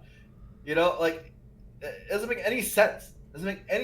You're effectively putting pressure on the victim. Yes. Yeah. You are putting social pressure on the victim to forgive someone. That's nuts. That is not how it works. No thanks. I don't want to blow his spot up, but anyway, regardless, that's a dumb thing. But I've even learned like recently, like even like the idea that people should feel safe. I agree with that, but after talking to certain people of different like groups, like they told me that could be fundamentally racist because like the Shizwiz, for example, like people like 5 years from now are never gonna like there are people in the community that will never feel safe around the Shizwiz. Does that mean that 30 years from now he should never come back because a person doesn't feel safe? Right, and I think you got to be careful with someone like him, especially because he's an ex-con, And what you're particularly banning him for is something that he served time for, right? Yeah. Again, ex-cons protected, uh, by law, along with a lot of other things. You can't ban people for their sexual preference, really, like these sort of things. You're gonna get into legal trouble for. So you got to be careful. You got to be careful about certain things like that. So again, a lot of things you got to know, a lot of things that we don't all know through this process, and I think it's really hard Yeah. because the law's gray on some of this stuff, and so people just got to make their best judgment. And I think what you got to do is get together a group of people with high integrity and hope that they make the right calls. Yeah. Right? And like on this like journey to like, keep going, I've learned like so much about people and their backgrounds, because when some people of the African American community came to me and talked about the shiz incidents, like they talked to me about how a policy like that could be like socially economically unfair towards people, especially from neighborhoods of poverty, where it's very easy to get involved with gangs and to go to jail and to go to prison and to have a record. And for us to go based on that and say, whoa, I'm not comfortable around an ex-con, you're excluding people and targeting people that are very likely coming from very poor neighborhoods. And I never Right. thought about that before. Right, and I think like what's hard for organizers, especially, and this is a sentiment you'll hear, and I want to address this for a bit, is you'll often hear an organizer be like, "Hey, this event didn't happen at my event, right? Like this incident didn't happen at my event. I can't ban someone for something that's not even like in my purview. It's not my event. This is not my responsibility, right? And this by the way is actually how large corporations handle it. Like in the NFL, they can kick you out if you're a belligerent in the stands, but they're not going to kick you out because you beat your wife, right? Like they're not going to know about that, and they're going to let you go to the football game, right? That's generally how that sport handles it, right? And in fact, a lot of their athletes do some pretty heinous stuff, and they still let them play. Yeah. But nonetheless, like even their fans like they don't look into all that. They don't background check all that. They don't go to that level of detail. And so I think a Smash Forum organizer, a lot of people's first instinct is, hey, why are we policing people's personal lives, and why are we using that as a determination for whether they should be allowed in? And I think like my response to that is like, okay, I understand why that is immediately the instinct, right? But the way our community operates is far more interpersonal than the NFL, right? And it just is. And second of all, dude, be honest. Like you're an organizer. The people just aren't going to stand for it. It's very obvious if you see the public outcry from a lot of these incidents that having that person at your event, like people won't stand for it. So even if you think that way, it doesn't matter. Your customers, your people, your whole community doesn't, right? They literally, this is one of those issues where they will not stand for that sort of, that sort of thinking. So adapt, right? Yeah. So to do right by them, to do right by what the consensus there is, right? Because it's important. It's important to think about, hey, this is making a large chunk of people uncomfortable. Maybe I should not think I'm like the NFL in that sense, because I'm not, because I'm simply not. And so things like that and changes in mentality like that, I think are really important when talking about issues like this. And Yeah. I think the natural worry is like, are my rights going to be taken away, or what about like things with a bad breakup? And I think it's important for people to realize like there are stuff that you've mentioned, Blur, that are clearly wrong. That clearly something needs to be done. It does not mean that if you had a bad breakup or you had some drama with your significant other, that it's going to come to us and we're going to ban you for it. Like I hope that people begin to realize, just because we ban this one thing, we're not banning the whole spectrum of potential things that could happen. Like, we use discernment, we use our judgment, we use the information being fed to us. So a person assaulting somebody is not the same as having emotional drama. Like, emotional drama is bad, and we hope that people are not getting manipulated, but there is a spectrum of bans. You're not going to get a lifetime ban because you had a bad breakup with your significant other. If someone cheated on you, sorry, we're not going to ban them. Right? Like, it sucks. They're a douchebag, but douchebag's not enough, Yeah. right? Like it's gonna have to be, certain levels of stuff, and that's important, right? Because we have to determine as a community what we can stand for and what we can't, right? And I think that's what this sort of thing starts to um, try to encroach on. It tries to start that conversation, and really try to iterate on that fundamental problem, because um, again, like I said, our community is insanely interpersonal, right? Because you're gonna have to deal with that person on a regular basis at every local and on every Tuesday, and nowadays you'll go to like 3 to 4 tournaments a week, right? You're gonna have to deal with them all the time, and their interactions with other people are going to be important all the time, and it's going to affect everybody. Yeah. And so naturally, it's a far different bar than you can expect at different events, who are less personal about, in in how the interactions are. And I think, at the end of the day, like we've had certain other instances where we've had like ongoing patterns of like theft and like kind of questionable behavior. I'm just hoping that now, like as a community, we kind of realize that these things happen. And my battery exhausted. I'm gonna have to change it in a little bit.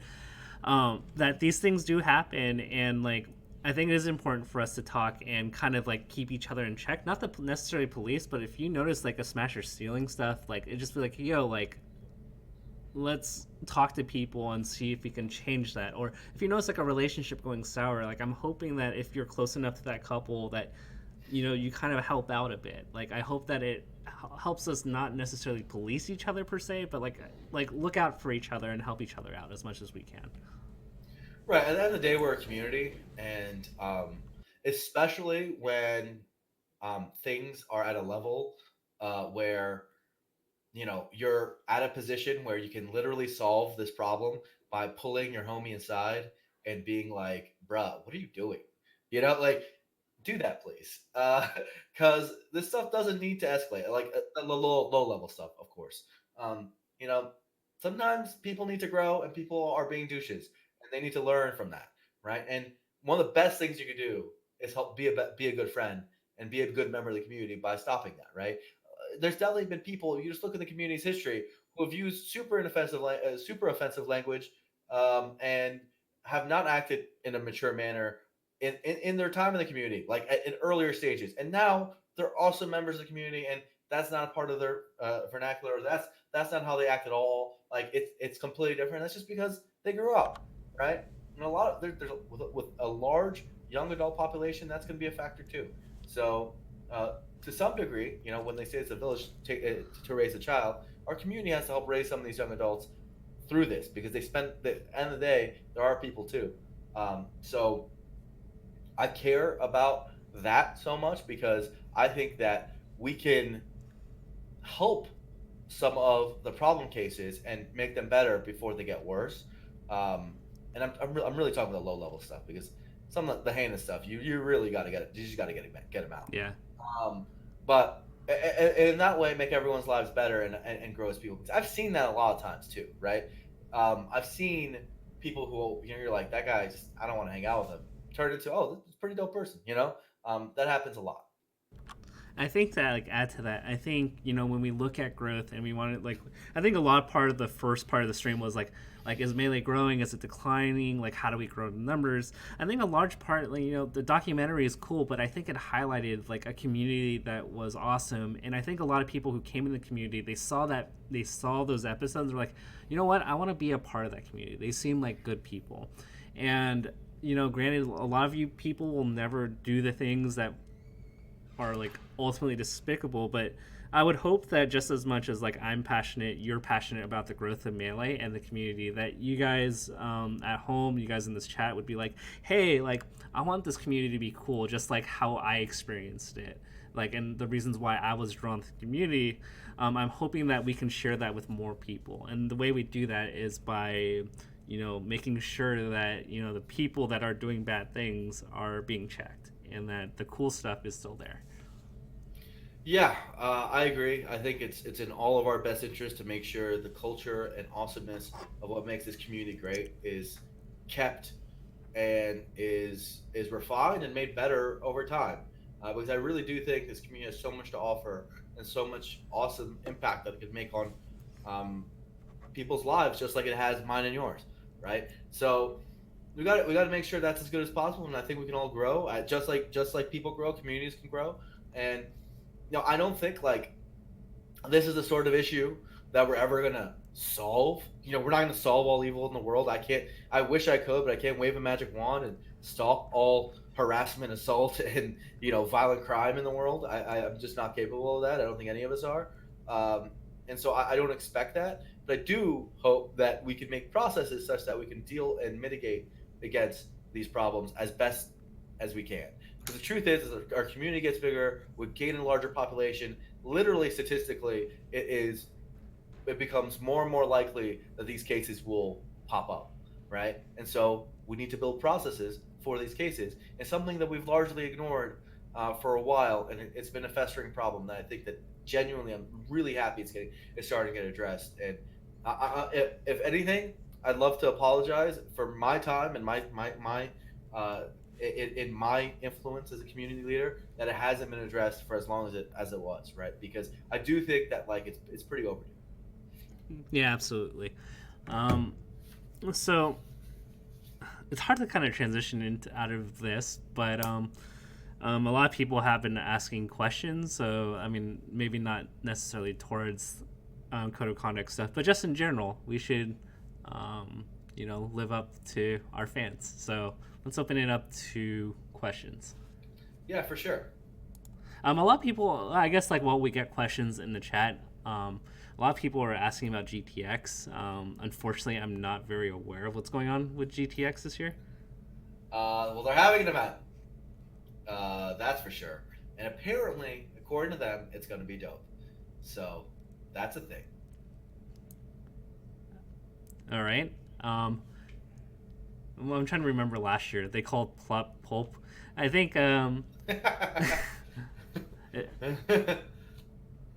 think it's pretty cool. I've been to Utah, but not during the night. I heard they don't serve alcohol late, but I'm down to go back again to Utah. Insomnia Cookie says, talk about the financial failure. Okay. Um, so they willingly went and overstepped a bit, and now they're scaling down, I think, wisely.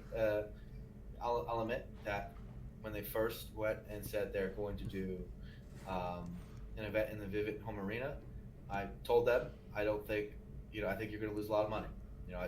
We had pre-planning meetings like I always do, and I was very straightforward with them. I'm like, hey, letting you know, you're not going to do as well as you seem to think. And I think like they're willing to take that risk, right? Like, so they still did it. And you know what? I'm not one who is going to take away opportunities from the Smash community. So GTX last year had a lot of really cool aspects to it. I think I'd like the brand to continue to some degree because we do need all the tournaments we can get, and Utah definitely doesn't have anything else. So I think that this year, yeah, downscaling, sure, but they can definitely build off of what they made last year and make this a more sustainable, regular event, and that's awesome. And that's pretty much my opinion on it. I think people could put two and two together that NBA Stadium prize pot bonuses, they probably didn't make even. So we're just confirming that. Duh. right. Yeah, that was not a good fiscal decision. But hey, look. If you got money to blow, you got money to blow. Hey, dude, if I won the WSOP, I'm running a 100K tournament. Matter of fact, right? Yeah. Dude, you know how much easier it would be if I was rich? Taffel, can you imagine how the community would be different if the blur was just balling out of control? I don't want to imagine that world. If I was a multi-billionaire, right? Are you gonna have people kiss like your hand to like enter? I already do that, and I'm not a multi-billionaire. But if I was, just imagine the difference the community would. It would be so different. Like it would be just so different. It would just be we just have tournaments on yachts. I'd have a tournament in space by now. We'd have like exhibitions between like celebrities and us, and then I don't know, I do a tournament in like the wild African jungle just for fun, just to see if players would be able to perform in those conditions, to see if Armando dehydrated, is he still good, Like I'd like to see it all, and I'd spend absurd money to make sure it all happens. I would love It'd to be see. great. I would love to throw enough money at the top 16 player or top 10 plus 6 fan favorites to just be on Survivor, just because we can. Just because we can. Just because we can. I would right? like. I would love to buy like Nintendo and every IP or every company that owns any IP in Melee, just because we can. I would just buy Nintendo. Actually, I don't think you can do that with $1 billion, but I would. Maybe I could buy the IP. Probably I could. So I don't know what I could do. But the point is I think about it. I definitely think about it. I'd probably have more resources. I'd have other people think about it. That's the best part. Okay. What do you think about more? Do you think more about what you would do with money in the Melee scene today, or more about if you went 10 years back in time in Melee, how much of a Melee god you would be? I don't think about the second one at all. Wait, why? Because I'm already a Melee god in my head. Or like how good you would have done in tournaments. Yeah, but I'm doing well in the tournaments in my head, Taffa. Do you understand? I'm okay with that part because I can delude myself enough on this one, but I can't delude myself about the state of the scene. Can somebody clip everything about like Blur Melee ego?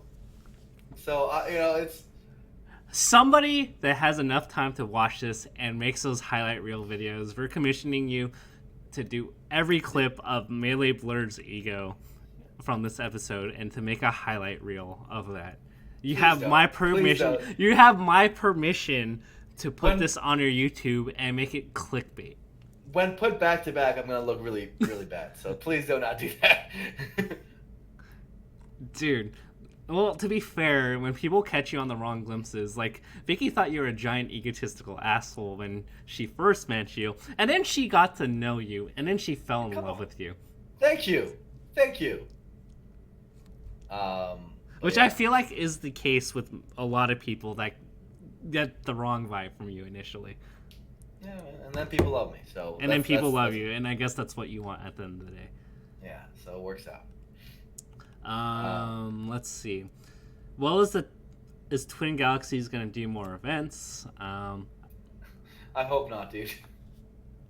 I thought the idea was cool in the sense at least they targeted the right people for their exhibitions. No, I thought it was actually like across all the games. Like you had Chris G versus. Doug, are you?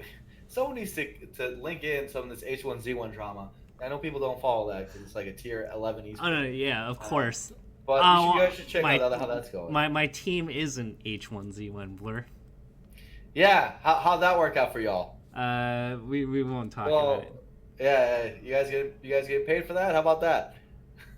Anyway, what do we think about those Eon HD adapters? I have never played on them, so I have no informed opinion. Some people seem to like it, some people don't. I can't tell. I've played on a Seawell one, and those seem okay. I think, and I had a recent conversation with Gaming Gen about this.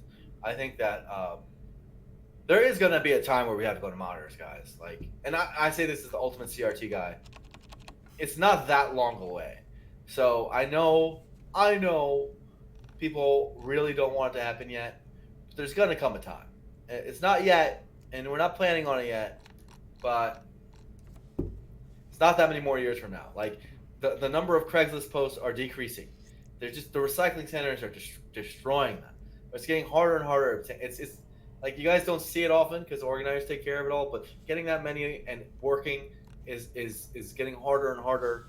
And every time you run a tournament, at least a 1 or 2 breaks because they're so old, right? Like, I think it's probably still 2-3 years away. We're still managing, but yeah, it's gonna have to happen. It's literally inevitable. It's gonna have to happen eventually. I think the valuable part we have here, if we do switch to monitors, is that monitor category for a tournament in terms of sponsors and advertisements becomes a lot more lucrative when... Tefo, who are you kidding? No, I am in talks. You're talking about sponsors in Smash? I am in talks with people. I know the same people you know. I guarantee it. And I'm telling you, you're right to a degree, but at this point, like getting the top TOs to A, know how to sell their product, B, Yeah, be you're right. able to, and like that's the hurdle. We have tons of stuff that could get lined up for us that is not happening because there's roughly two, probably one, but maybe like two or three people in our entire community who know anything at a very basic level about how to handle event sales. The it's Dude, I'm not that is not the reason why we would switch over. We switch over because our CRTs are freaking oh no, breaking. I'm saying And it's like hard to this. replace them. I'm saying this as an icing on the cake kind of thing. If we ever did get to that point, in theory, in my head, we have a sales team. Yeah, and I say that this is a Trinity right here, right in my room. I love my Yeah, CRT, I, so I'm gonna take good care of it. Hopefully, this won't last forever. I So look at I love them, but I you mean, gotta I do look that. at sales team from other people like CLG, and MSG can literally sell ice to Eskimos. I mean, they're selling off the Knicks, and if you can sell off the Knicks, you can sell anything. There you go. Yeah. So it's possible, man. Wizzy getting sponsored. I suspect that Wizzy has gotten offers, probably one that he does not like financially. If I were to give my insight, Yeah, I think there's gonna be a lot of good, cool sponsor news in the coming weeks. So, you um, think that's just cute, Blair? just a thing I think about. Did you want I'm to? excited. Did you want to blink twice on that?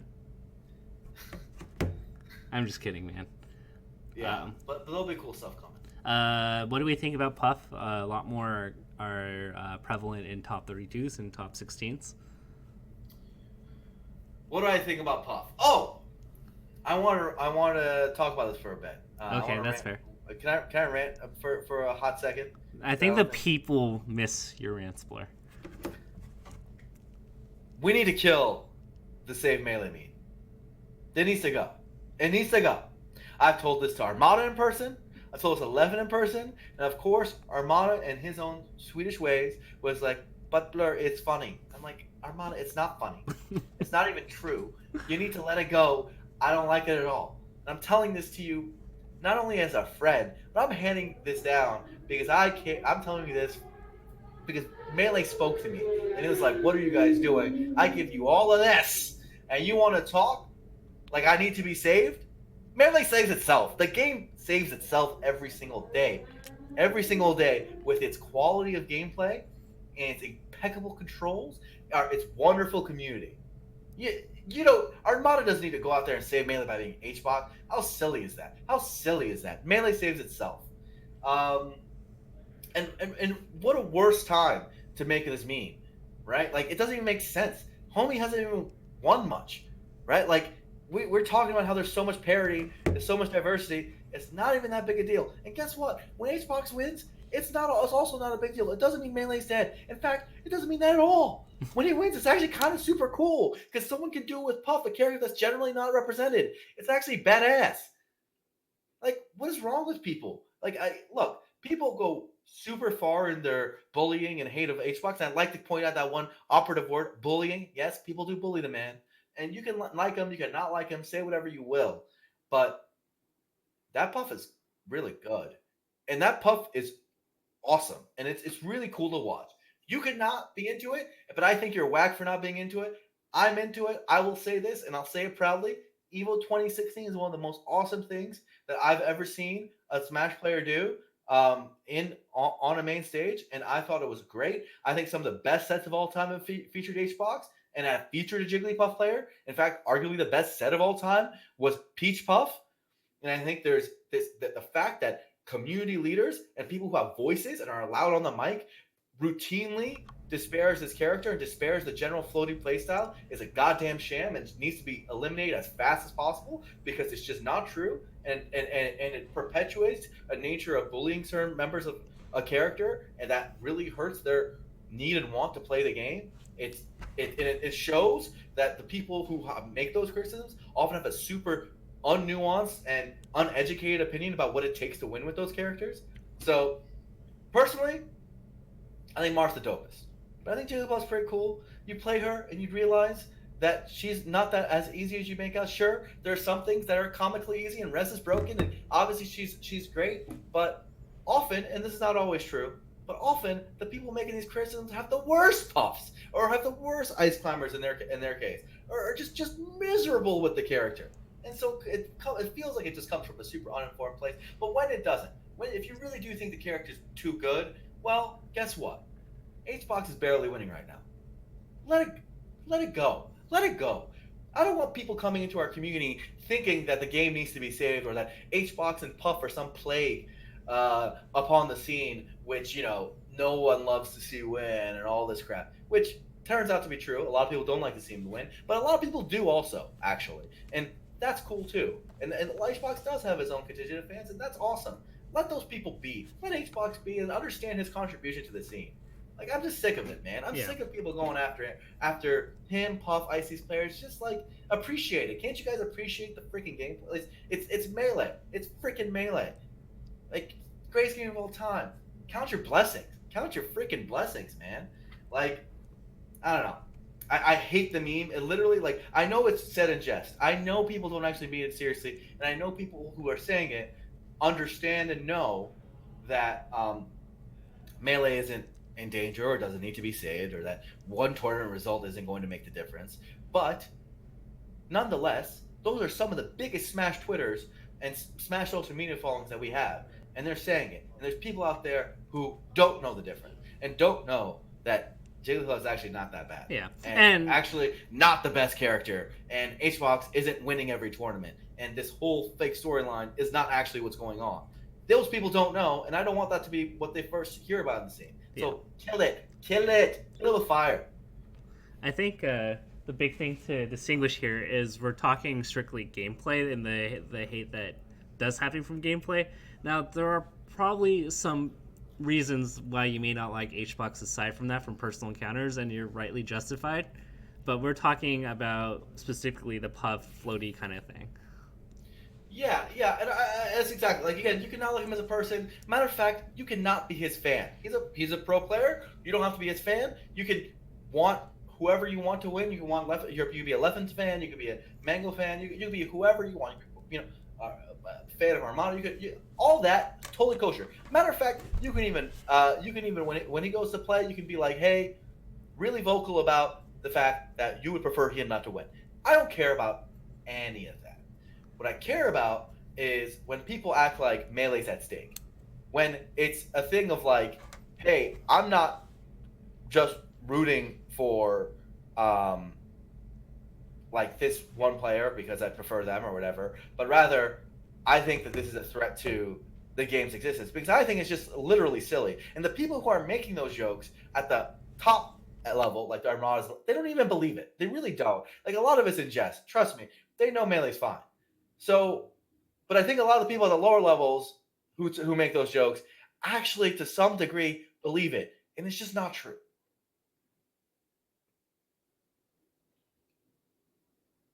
Tavo's talking to someone. I can't tell if you guys hear it, but.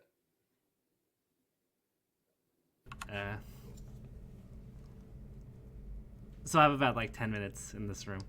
So give us good questions. Okay, so let's do the next question, but I just want to say that point because it's just silly. It's just silly. Like, and can we, like, it was disgusting enough what the Smash 4 players did to the Bayo players, but can we at least be an example for these kids? Like, can we just do that? Like, is it that hard? Is it really that hard? It's I don't think it is, because personally, I love all of Melee. That's just me. But when I see him perform well and do some amazing, cool stuff and innovate the game, I like seeing HBox win. That's true. But I also like to see those other people win, because I just like to see the best Melee. That's just me. And so it just seems it's super childish. And more importantly, even if you disagree with my point about HBox hate, more so, just stop the same Melee shit. It's tired right now. It's just tired. It's not even funny.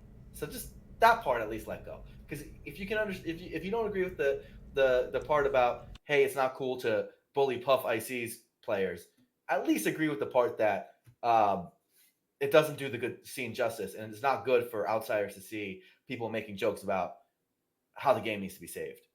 Like that's like obvious, right? And so just let it go. Yeah. Just let it be. We've done it. All right. I'm scrolling down to find a bunch of questions. A lot of who made Taffo giggle. That's not really a question. I guess it is. I'm like scrolling. Do you have any Puff players that you're hyped about in terms of improving and getting good? Um, Michael and Toussaint, right? Like those are like two of the big guys Yeah. that have been getting a lot better very fast and doing some really cool things. Um, for sure, Michael's cool because he's got like the entire Midwest behind him. Like literally, no one cheers louder than the Midwest does for Michael. He's super cool. Toussaint, super chill guy. You guys obviously saw him at Summit. Jerry. Really. Jerry, yeah, Jerry's doing things. He now switched to Puff. Really weird, especially since Fox Puff switch. I mean, who does that? But Jerry did it, and maybe he's got the right idea. So yeah, that's cool too. And in 40, can we get Tech back? Because Tech was like the coolest Puff. The way he played Puff was so dope. That one DreamHack winner where he like destroyed Duck. I saw him at Air. Tech was at Air. He just I don't know if I think he entered actually, but obviously he's not playing much. But that guy's Puff was really cool. What do we think about the Dweens? What do we think about the Dweens? Something we've been working on for a long time, as many of you listeners of the show would know. Hopefully, it's going to put this UCF issue to bed. An issue that, frankly, has been a large reason for the scene's decline. Like, just straight up, there's no other way to put it. The division between these events, some events having UCF and not, though at this point the majority don't, which I'm sure a lot of people are mad about, has genuinely been harmful for the community. It's not been good. So we've been looking with as fast as we can to solve that issue. As you guys know, down in my tournaments in SoCal, those Dweeds are being tested out. I was going to say it's like T-Moxies, a lot of TFTs and stuff are using them, and other SoCal events are using them. Shouts to the homies in SoCal working on that. And Streamlord is really good about putting his foot forward for that. I think we shall see really soon the effects of that labor and that testing, and I think that it could make a huge difference because in the ideal world, we live in a world where we just don't have to worry about this anymore, and this is just not a topic of conversation. It doesn't need to be, and we can move on from this. Alrighty. I think it's cool. I think it solves all the if the Dweens do work and they're scalable, I think it solves all the issues we have. Even like the case of None, like I think there are certain legitimate complaints about movement that are real, phantom memes aside. And when you switch to UCF, you're not really asking the people that don't really like the movement in it, although like that might be a minority. They're forced into something they don't necessarily want. Yeah, it should be noted that you can, like, let's say you're a None, you're playing on Vanilla Melee still. That's a big deal, because even though, like, let's say the Phantom joke, you know how everyone makes a joke about UCF causing Phantoms. As everyone knows, it's very likely not true. I should say very likely. It's almost like 99% not true, but nonetheless, there is something within that joke that makes a really good point, which is when you alter the game, you don't know for sure what you changed and that everything is the same without doing some rigorous unit testing. And to my knowledge, UCF hasn't had rigorous unit testing. Matter of fact, multiple versions of it came out and were played in tournaments where shield dropping with Yoshi crashed the game, right? We just happened to get lucky that it didn't happen at a high stake match. So, it takes a lot to know that's right. And the fact of the matter is though some of the code for UCF is public in terms of its exact injection, a lot of what it takes to have UCF fully operatable isn't public knowledge, and certainly a lot of it's not well documented. That is the core of the fandom joke. Is basically saying we don't really know if it causes more phantoms or not, and we'd have to do a lot of testing to truly know. And for a lot of people, that's a genuine concern because they're like, well, how about we play the original game and so we know for sure, right? And that's actually an excellent point, and it's a lot of reason why people don't like UCF. A lot of reasons why people are against it. Now, I think the controller issue is an extremely important one, and thankfully, the awesome thing about the adapters is you still play on the real vanilla melee, but you can choose almost whether you want to play with vanilla melee's type of dashback and shield drop, or if you want to play it with how UCF uses a rendition. It just solves on the hardware level. That's just, to me, the cleanest way of handling everyone's concerns, and I'm happy we're at a point where we're going to see it at tournaments. And this is just going to be a small wrinkle in the great melee history. Yeah, exactly, and it's something that we really need to get over because it's not helping. It's clearly been detrimental at this point. It's really bad.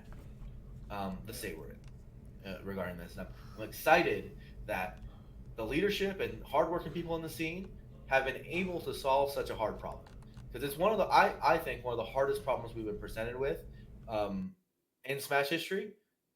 Like this, like how do you get a harder problem than that, right? Like the community split between two different versions. Like it's such a hard, and there's passionate people on the other side. Such a hard problem to deal with. And the fact that we're actually coming to something that looks like a resolution and something that's not going to kill our game, right, is awesome because it felt like a lose-lose situation for a long time.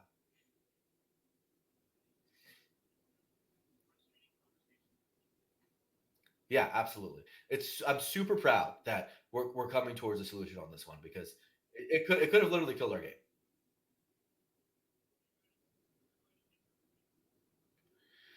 Yeah, yeah.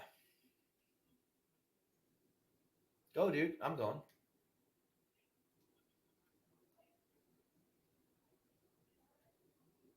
Hey, Tafo, you're muted. By the way, you muted yourself. Um, oh, whoops, they didn't hear.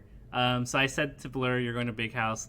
I'm still debating whether or not I want to go because I'm not commentating, I'm not coaching, and I haven't been competing. So, like, I'd literally be going to chill.